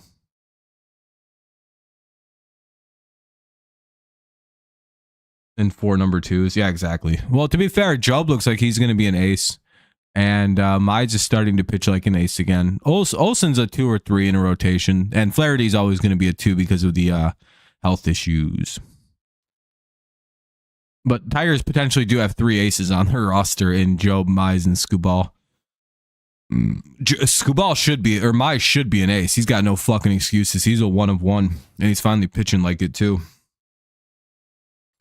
Very nice to see that. I'm very happy with Casey Mize right now. I think Casey, and I think I might be happier with Casey Mize this year than I am with Skubal or with Torkelson, because with Torkelson I sort of figured he would come back around. He's very young and he's a very good bat. Like I thought that was a weird weird year. With Mize, I wasn't sure. I was like, man, he might be cooked. Because that splitter was just so bad. It was so bad. It was just so flat. Coming off that arm injury, off that arm surgery, I was like, oh man, that's not good. Now we see Mize actually pitching like the pitcher we drafted, and it's like, oh fuck yeah, dude. He found his comfortability in pitching again, and he looks like he's got a much improved style too. They walked him. Top of the order here is Mullins. He's like he's not over pitching like he used to. I think he's got more of a natural delivery, which is good for his elbow. Because his pitches really weren't what fucked him. Splitters really don't mess your elbow up that bad. What screwed Mize was he had this like weird throwing mechanic hitch that caused sort of a that sort of puts unnecessary strain on it. It's like if you go look for a Pedro Martinez thing, breaking it down, he does it way better than I could ever explain it. Sparky Anderson's one of the GOATs. He's up there. You don't like Mullins and Buxton? Yeah, they're annoying hitters. They're so obnoxious. But the way Mize was pitching, it was very obvious he was going to blow his elbow out at some point. So, but he was getting such good results out of like pitching like that. It's kind of hard to pull him away. Now he's kind of in a new pitching style and he's adjusted to it. And now he feels comfortable pitching again. And it's quite nice to see. Again, he's immensely talented. So pitching from a new arm angle, new arm slots, new rotate, like new delivery style. It was going to take a little bit, but he got it figured out. And it's nice to see because his splitter was always very fucking like it's one of the better splitters I've ever seen. When it's really working, it's a nasty pitch. The only splitter I've seen better is probably fucking Paul Skeens, and that's because he throws it 200 miles an hour, which is just a bullshit speed. It's not even fair. Yeah, I think so. I don't see the Tigers letting him go. That'd be a stupid move. A lot of people are like, why haven't they re-signed him? It's like, look, you see, he's fucking Scott Boras guy. They don't sign early. I would imagine it comes this offseason. Because he's a free agent right after this year. I'd imagine he sticks with Detroit. Again, it's a Boras guy, so 2-2 on a called strike. Well, we're probably good. At least we'd have to hope, right? 2-2. Scooball wants to stay. Oh, come the fuck on, Canely. Throw a strike. And Gibson won it for us. Oh, yeah, that's pretty cool, Fernando. I wasn't alive yet, so I was born in 93. I haven't really seen much success with this Tigers team, even though I'd quite like to. Our pitching has been real fucking heavy on the balls today. I think we've had 5 walks, which is a lot. It's stunning that this hasn't fucking burned us at all this game. So the runner will have to go back to first. The count will remain 3-2. Yeah, it's all right. I mean, everyone's a little different aged. Please throw strikes. Hell yeah, they struck him out. He goes down swinging. Hell yeah. GG's to the Orioles fans. We'll take a 2-game doubleheader sweep. Tigers will sweep the doubleheader, take the series 2 games to at least none so far. So Tigers win the series here. They will play for the sweep tomorrow afternoon against with Scooball. That'll be pretty good. The Tigers offense was pretty good today. Herder gets the win, unfortunately, because I think Montero left the game too early. Torkelson had a double that scored 2 runs, which kind of put the game away. Green had a 3-run homer in the 3rd, and that was our whole offense. Well, McKinstry also singled in or doubled in a run. Yeah, McKinstry doubled in a run, Torkelson doubled in 2, and then Green had a 3-run homer. Pitching wise, Montero did good. He went 4 in the 3rd, 4 hits, 1 run, 1 earned, 2 walks, 2 Ks. Herder also did pretty solid, 2 in the 3rd, 1 run, 1 hit, 1 earned run, 2 walks. The walks were bad today, though. Gunther did 2 in the 3rd, 2 in the 3rd, great. Lee did 2 in the 3rd, great. Canely did, everyone did great. Obviously, when you give up 2 runs, it's kind of hard to be like, duh. But they did walk 5 guys, which is really bad. So you want to get those down. You want to pitch a little bit stronger next time, but that's okay. Tigers improved to 12-3 at Comerica. Yeah, 17-10 overall. Very good record. They try to go to 18-10 tomorrow, pick up a sweep, which should be pretty cool. They got their guy going. They got a Scooball. So Tigers take it 6-2, sweep the doubleheader again. So good day. I'm probably going to get out of here now, everybody. I've been live for 3 hours, so we get out of here. Yeah, very good. 0.95. Sheesh. And he's pitched a bit for us, too. It's actually down to 0.87, believe it or not. And then, yeah, you might want to go lay down then. And Herder's ERA down to 2.65. All right, everyone. Well, that was a fun stream. I hope you all enjoyed it, especially as I got more awake and not as crabby. when my headache went away. You're laying down. That's good, Wade. All right, everyone. I appreciate y'all. I'll see. Oh, let's look at tomorrow's game. I should be live for this game tomorrow. I don't anticipate missing it. I don't have anything planned. 140. Yeah, we'll be live for that. It'll be Scooball versus Kramer. Oh, that'll be a good game. All right, I'll see y'all tomorrow. Hopefully the Tigers go for the sweep. Yeah, I'll see y'all tomorrow. Have a good rest of your night. As always, it's go Lions, go Patriots, and of course, it's always go Tigers. Especially when we're one of the best teams of baseball. Let's go 17-10. Can we get to 20-10? Win three more in a row. Have a good night, everyone. Peace out. See you next time. Bye-bye.